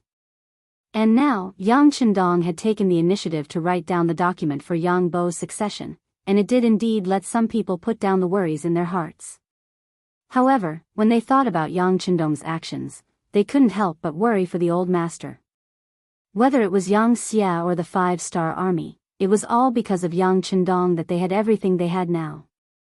If something were to happen to this founder, the huge Yang Xia was likely to be torn apart in an instant, just like the death of Genghis Khan in Mongolia.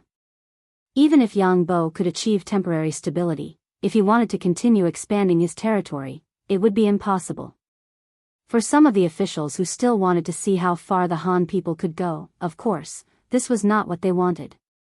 Thus, even though the succession document was sent out everywhere, there were still many officials who sent telegrams to Yang Chendong, asking him not to take the risk and enter Yunnan Manor. Among them, City Lord Yu Qian was the leader. Yu Qian's feelings for the great Ming dynasty were unquestionable, but not many people knew that his loyalty wasn't to any dynasty, but to the Han people.